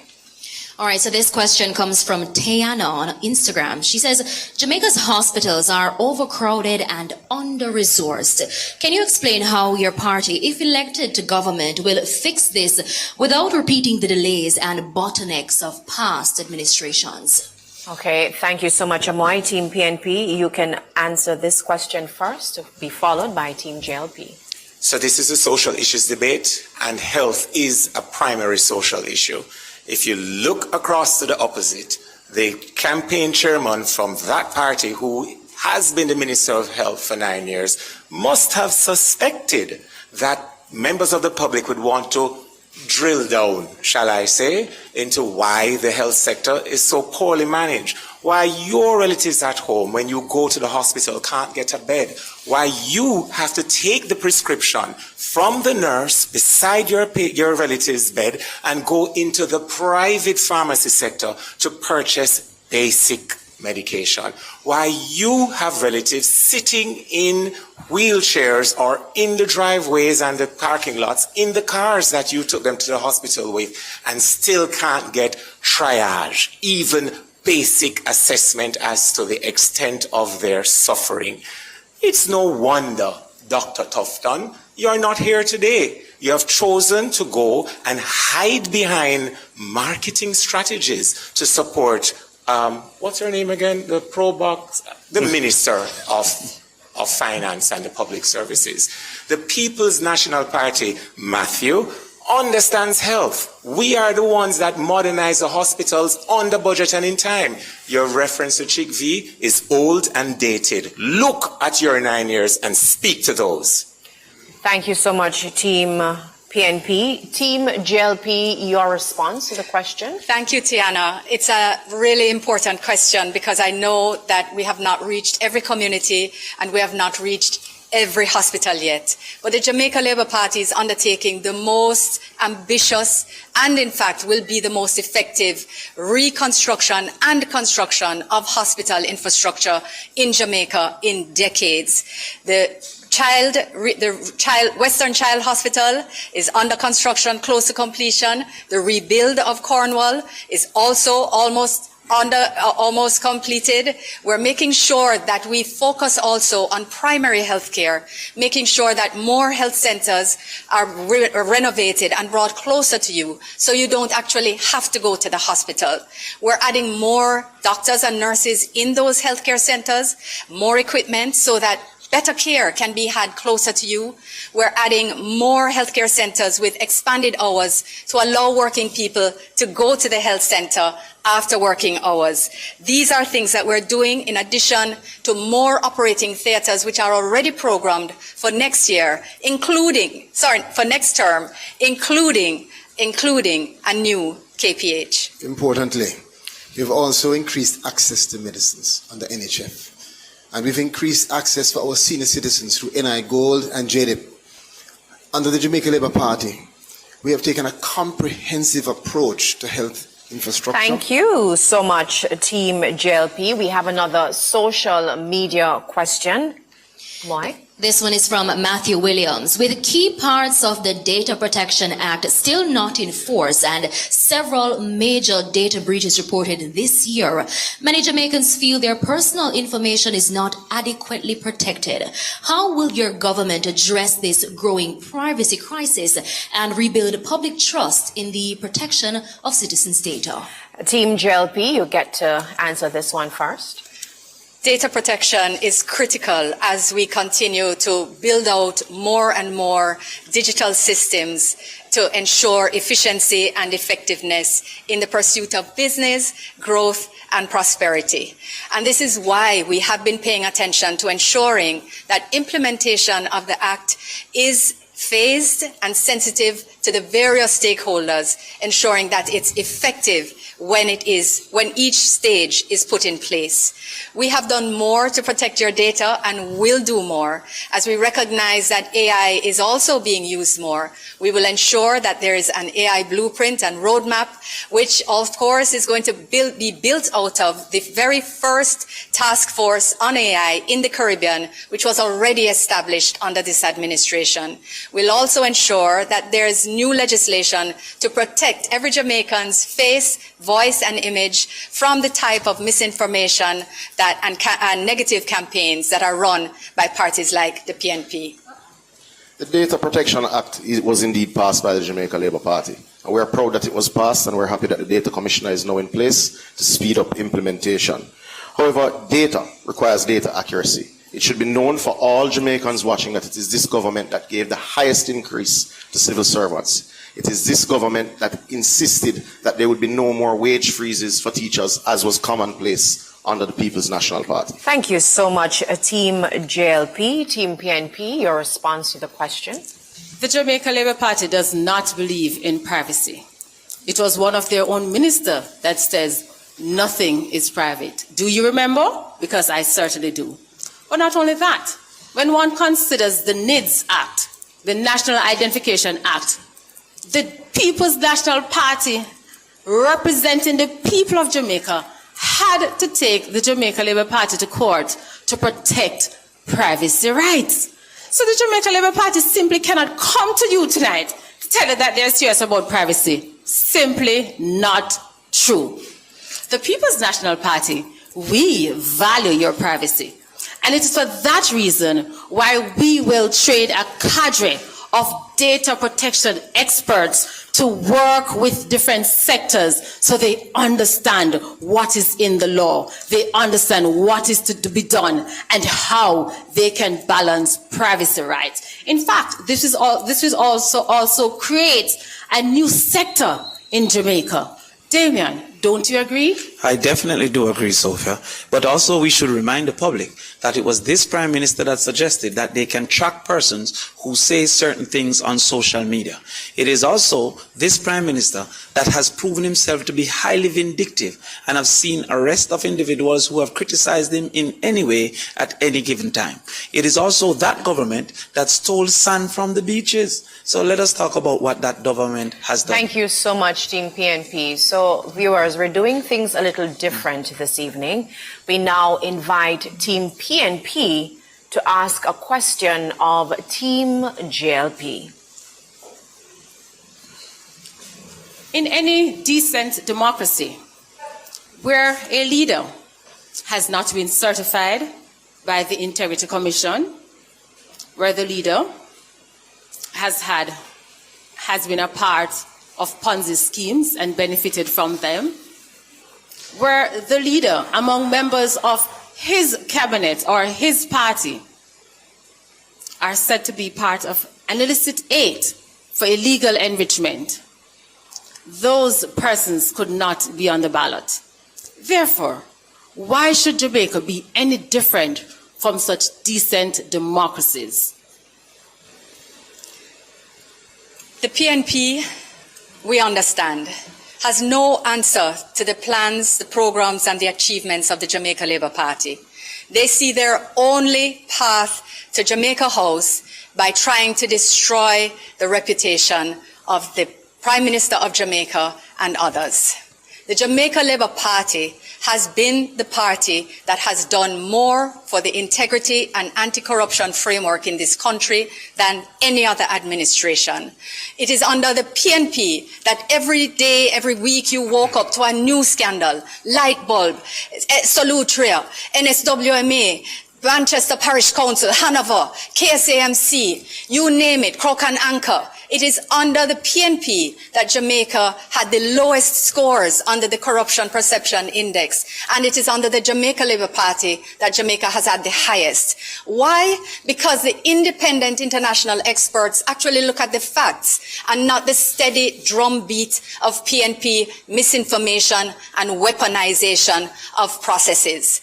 There is no report that has found any finding of guilt or illegality on the part of the Prime Minister. There is no finding against the Prime Minister, and the PNP needs to stop telling the lie of 28 bank accounts. It is simply not true.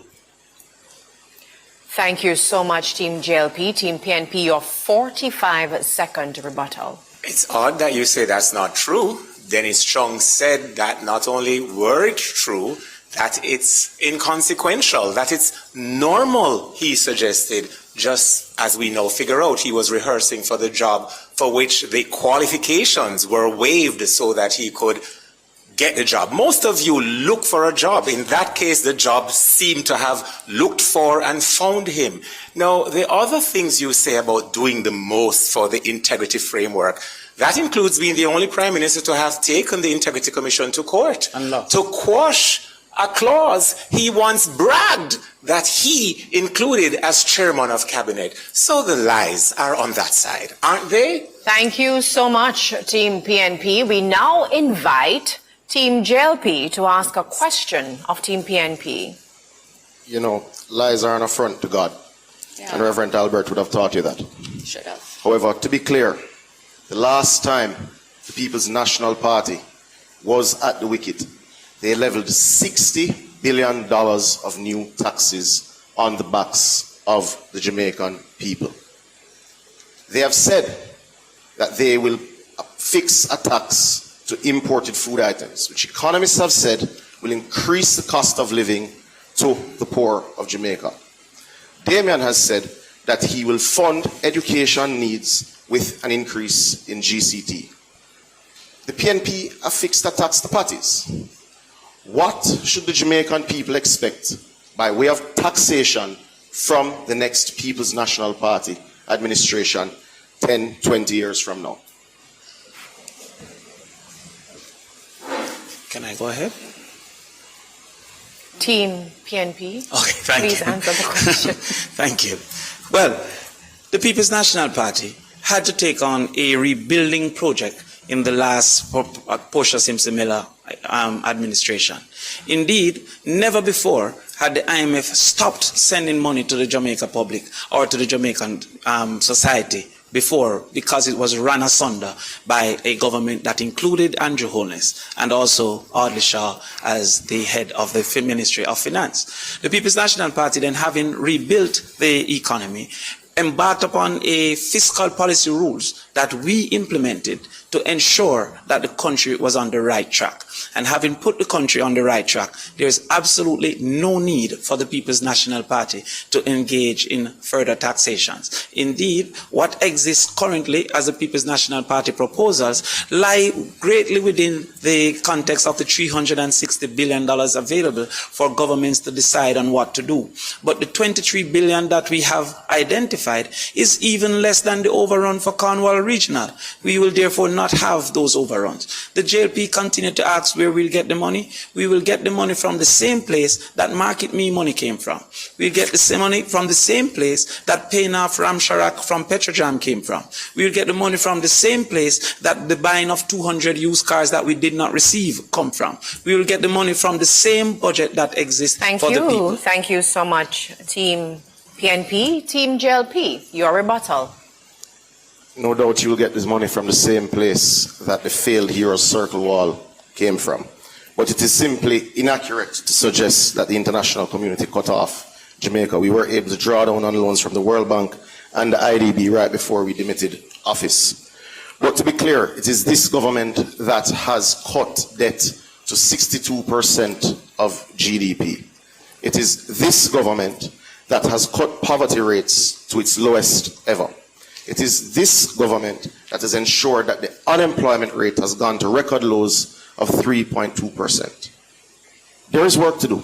There is no doubt that there is improvements to be made in sectors. However, this government has the credibility to do it and will do so in the next term. Thank you so much, Team JLP. Ladies and gentlemen, we now go to the closing statements. And based on the earlier coin toss decision, Team JLP will go first.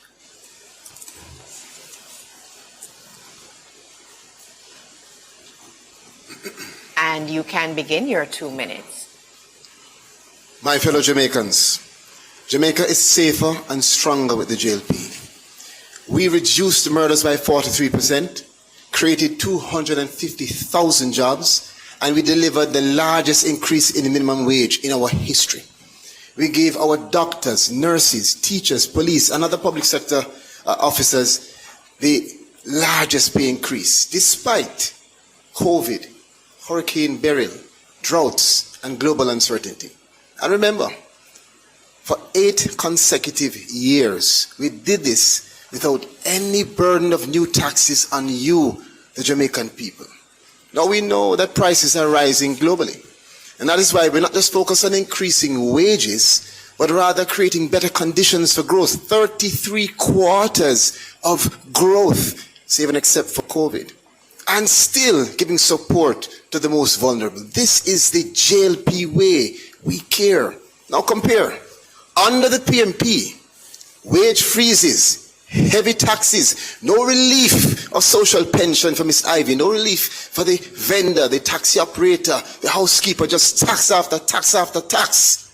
And we heard Damien and Dayton already talking about taxes. So are you really willing to suffer the indignity of more taxes under the PMP? No way. With the Jamaica Labour Party, increased pension, better agriculture, better health infrastructure, enhanced education. This is our commitment. That's why we say to you, reject the reckless PMP promises. Choose performance. Choose Jamaica. Choose the JLP. The Jamaica Labour Party delivers, and we are committed to doing even more for you. On September 3, remember, put your X beside the bell. Thank you so much, Team JLP. Team PNP, please go ahead with your closing statements. One thing you could not have said is spell Jamaica, because we already know you can't. Jamaica has evolved to be one of the world's most recognized brands globally. Yet too many members of the Jamaican family live in standards and conditions that are, simply put, deplorable. On September 3, 2025, we all have an opportunity to put in office a government led by Mark Golding that places the people of the country and every member of the Jamaican family at the center of our policies and programs. In that Jamaica, imagine that you have become unwell and you go to the hospital and there are beds, there are CAT scans, there are MRIs, there is medication and tools to save your lives available right there in the hospital. In that Jamaica, Our nurses, teachers, firefighters, and police officers have not just better tools to do their jobs professionally, but also better conditions of work and better salaries with overtime benefits not taxed. In that Jamaica, whether you're on the corner as a youth, or you're working in a salon as a nail technician or a barber, or a deal with the eyelashes or tattoos, your Jamaica becomes not just the land of your birth, but the land in which your dreams can be achieved within your lifetimes. In the Jamaica led by Mark Golding, more affordable houses will be provided so that mothers and fathers can better care for and protect the members of their own family. On September 3, it's not just about a regular election. It is about creating a Jamaica that you at home can love and be a part of the national success that will be gained. Vote PNP on September 3. Thank you very much to both our teams. Now, in the good spirit of the debates, we now invite both teams to shake hands.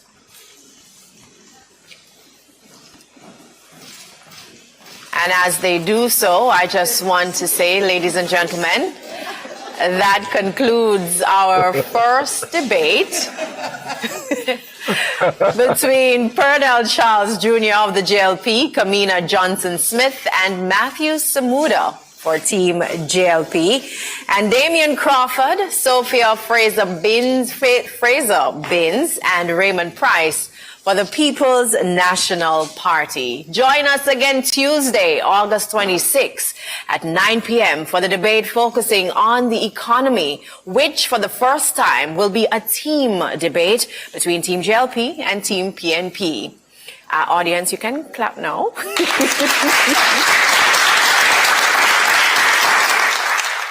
So there you have it, the first debate of 3 for the September 23 general elections. It was on social issues, and we're going to go straight to the analysis that you want to hear.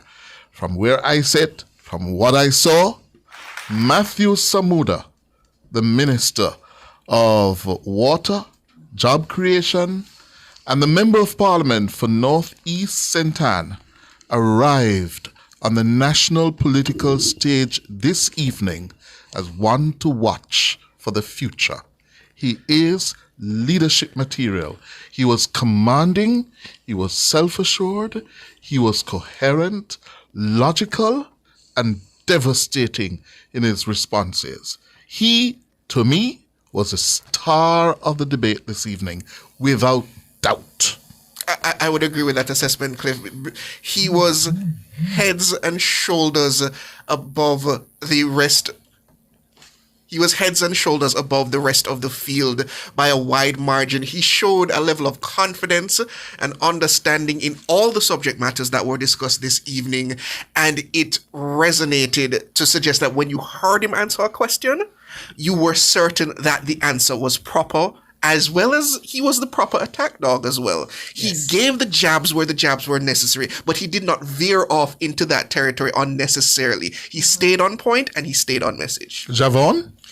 I absolutely share your sentiments. Mr. Samuda really rose to the occasion and anchored the Jamaica Labour Party's team like Siobhan said. He was both attacking and defended and responded to the questions beautifully. Wonderful stuff in the world of debating. I am most pleased.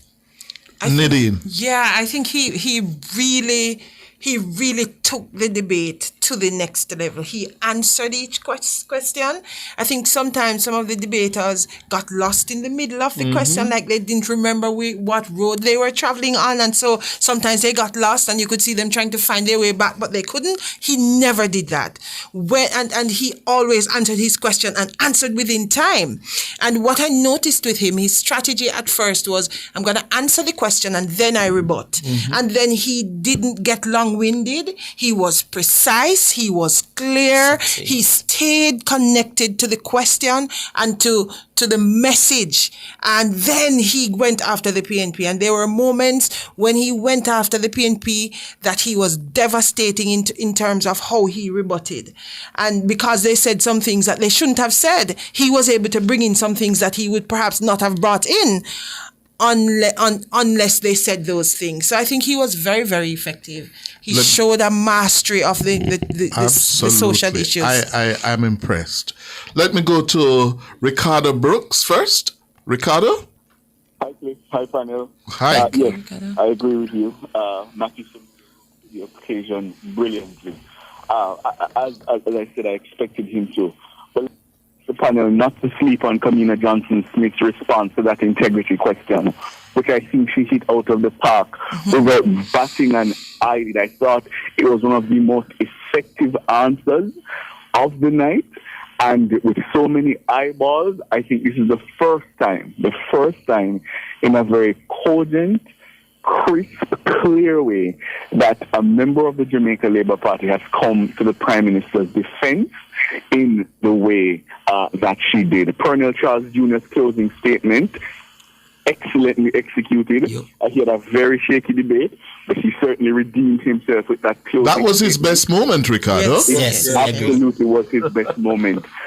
Raymond Price may have oversold himself, may have overdone it tonight. I think in the past, his theatrics have come across well. Tonight, it bordered on ugly. And I don't know that he did the People's National Party any favors. Sophia Fraser-Binns, very commanding, confident, clear, crisp. She did what she needed to do. Damien Crawford resisted the urge to lecture, and he threw some punches. All in all, I think it was a pretty balanced affair. Only because I think Matthew Samuda was so head and shoulders above his fellow debaters. But all in all, I think I declared a draw. Pete Sankey? All right. I said in my opening that I expected Matthew Samuda to come out as a top debater for the PNP, and he did. He held his ground and he did very well. Right? I believe that the GLP was better prepared for this debate. I was expecting more from Raymond Price, but I think Sophia Fraser-Binns is the one who carried it for the PNP, despite fumbling earlier on the environment question, and she covers the environment. So I was expecting her to be better with that. But Martin Samuda hit her very hard on that point. Pernell Charles, as I said, Cliff, came back in the closing part.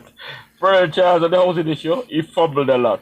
But I think this debate belongs to Martin Samuda, and I will give it to the jail. Javon, I'd like to get your assessment of Damien Crawford in terms of his performance this evening. He was expected essentially to be the lead of the team, and you see where he fielded most of the questions, but how do you think he handled them?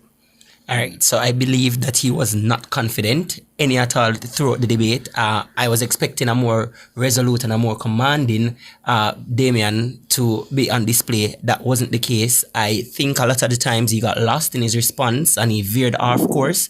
But overall, it wasn't a bad showing. But based on what we know of Damien Crawford and who we know him to be, I was expecting so much more. But it's a fair, I'd give him a fair attempt. Well, I was disappointed, yeah? And Damien fell victim to the expectations game, yeah? Yes, people thought he would have led the PNP. He never gained his composure. He was nervous right throughout the debate, yeah? He made some gaffes when he spoke, for example, about the mammogram. Only two mammograms. Yeah.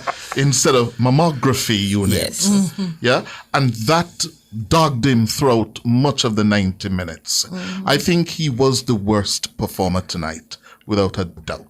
And I have to draw attention to the matter of when he was speaking about data and access in terms of rural schools. Yes. He confused many of the terms in terms of he showed that he did not understand the material he was working with. He was a nervous wreck. He confused megabytes with megabits per second in terms of capacity versus speed, yes. which shows that he did not fully actually grasp what he was detailing. But I understand, Pete Sankey, you have a point to make regarding Damien's performance. Yes, looking at Damien, I think Damien is more a platform speaker. This wasn't suitable for him. Damien would have performed better on the platform. I was expecting much better from him, but he will be better on the platform, I think. Thanks. Yeah, I agree. I think he's more of a I don't want to use the G word, but on the platform, that repartee that you get and the call and response kind of speaking, but I think to carry a lot of facts and to speak to items in a particular kind of expert way, I think that's not Damien, and we saw that tonight. We saw that he could easily get confused with facts, and he could present information that is not true, that made his side very vulnerable. And so I think people tend to expect a lot of him, perhaps because he's the writer of the manifesto or the main architect of the manifesto. People expected him to know more, perhaps because he comes across as this savvy, character. I made a point at the beginning of our commentary that the medium can be devastating. Mm-hmm. Television can be brutal. Yes. And Damien fell victim to that tonight. Yeah. He was not sweating, but his face was oily. I don't know if it was sweat, but he did not look comfortable. He was not the self-assured Damien Crawford, confident that we were expecting. Yes, he looked out of his depth. The other takeaway for me, yes, the first of the three debates, the opposition needed to land punches. Yeah? Price tried, Damien tried, Sophia tried, especially with that question that Ricardo spoke to about the Prime Minister's uncertified declarations, and the government responded more than effectively, parried very well. If you're in a boxing match, they defended, they bobbed, they weaved, and counterattacked. The opposition did not score any points tonight. And I would agree with you, Chris. I don't know if that question is still in play, though. That matter of the Prime Minister's uncertified declaration. I don't know if, in the grand scheme of the political narrative at this particular point, if it is in play beyond PNP grassroots supporters. You know what I mean? Yeah. I think they could have punched with some other pointers, And Ricardo, that's where I'd like to bring you in, because that was my question to the panel when that question was asked. It was almost predictable. Yeah. It would be the one question on a test sheet that you would expect the person taking the test to have the answer to. So why bother go for that question? I'd like to bring you in on that, Ricardo. Yeah, I mean, I think Dr. Sprint is right. I think it was political red meat for the base that's watching. Ultimately, the truth is you want to use this exercise to shore up your political support, right? The JLP lead bid to a well-known attack on the PNP, which is high taxes, and Sophia Fraser-Binns went for the political talking point regarding the Prime Minister. I think what I was impressed by, you're right, Siobhan, you'd expect that the JLP debaters would be ready for the question, but it was the effortless way with which Kamina Johnson-Smith swatted it away. I really was impressed there, because the fact is, up to that point, let's be frank, she had been struggling. She had been struggling to maintain time. She had been struggling to keep her thoughts, on track. But on that one question, it was such a standout moment for me. I think I tweeted whack, because you literally heard the ball hit the bat, and your eyes just watched it just fly out of the stadium. It really, really, I thought, was very effective of her. Mm-hmm. Yeah. Well, who won the debate, Siobhan? All right, so before I give my thoughts on who won, I just want to point out that this is the first social debate that we're having in ages where crime has not been mentioned any at all. And I think that stands to testament that our country is heading in the right direction. And to make it brief, in my estimation, I'd give this the first debate to the Jamaica Labour Party. Nadine? I think to the Jamaica Labour Party best speaker, Matthew Samuda. I second. Yes, I think the JLP more cogently handled their questions, and most of them stayed on point. I think the PNP, especially Price and Damian, they tended to go off topic and didn't tackle the questions as the questions were answered in the way they needed to be. I think there were points when the JLP kind of went off, but it was less than the PNP, and I think the PNP, the JLP stuck to answering the questions, especially with Matthew Samuda.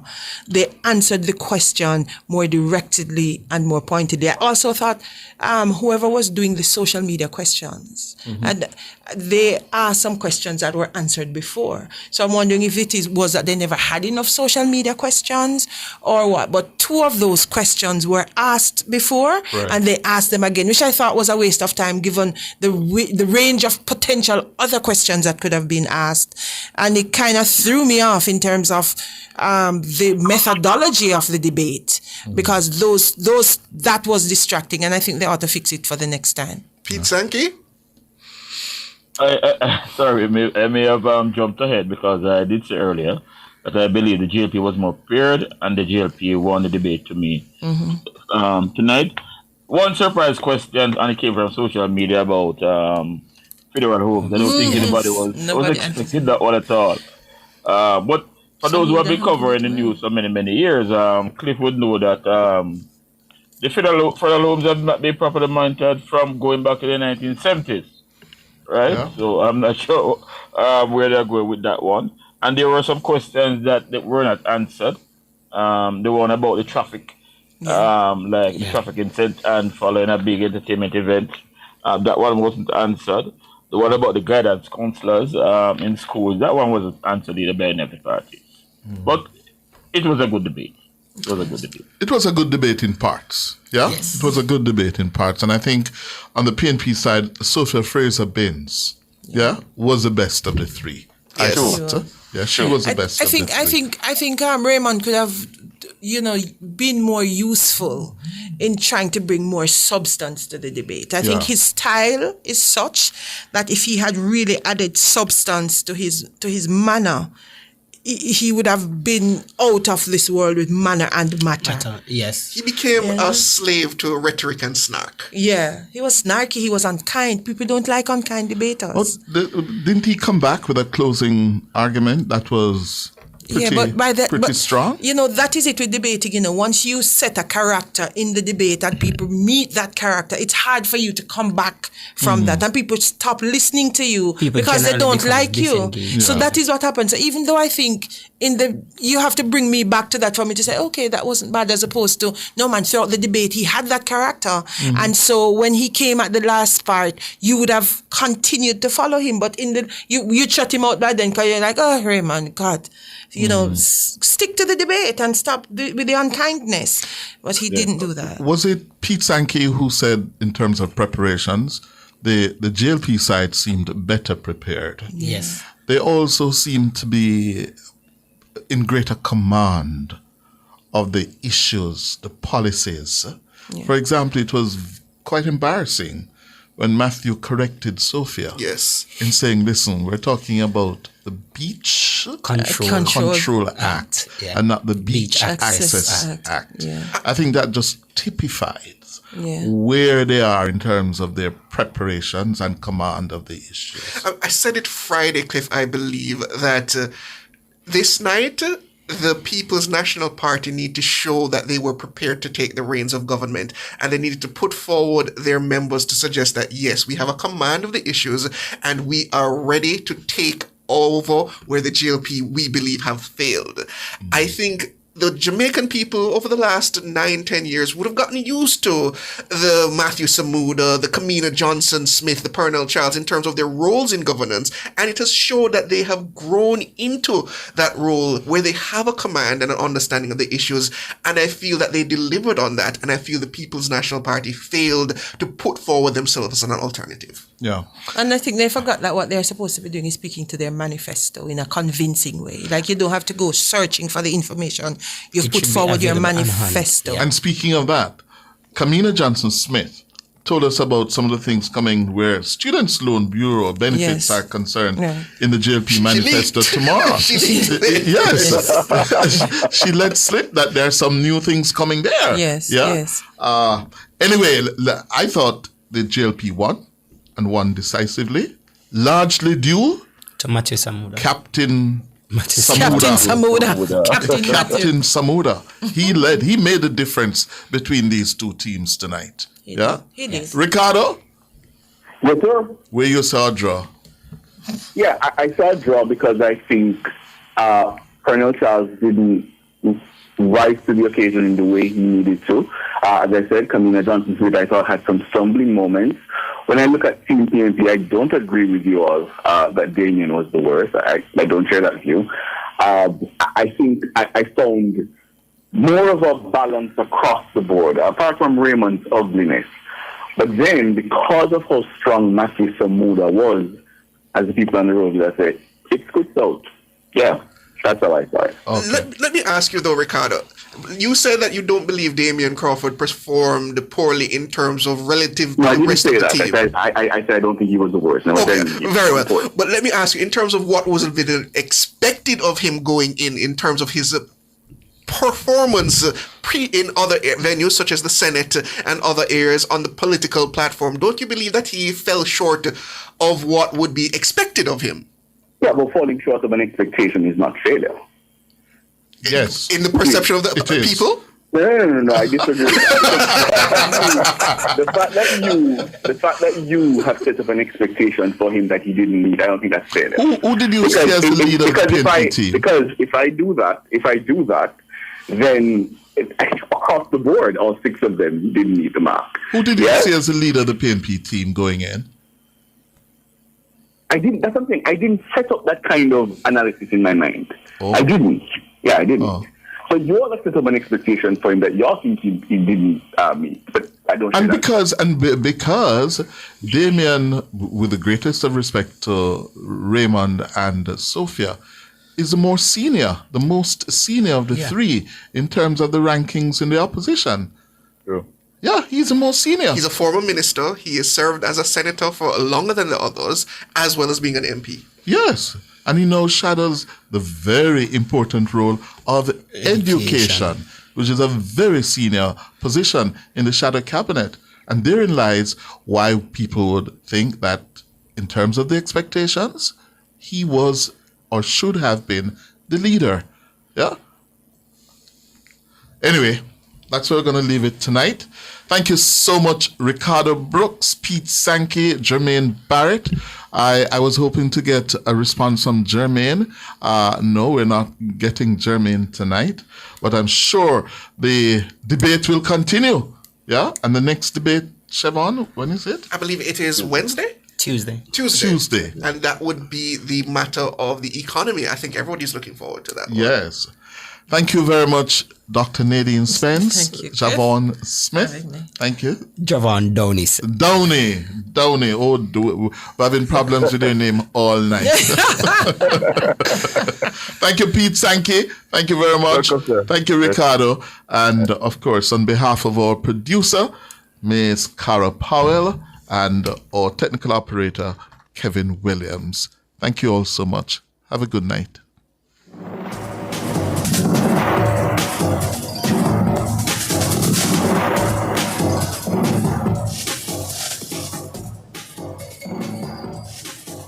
The following is a paid announcement by the Jamaica Labour Party.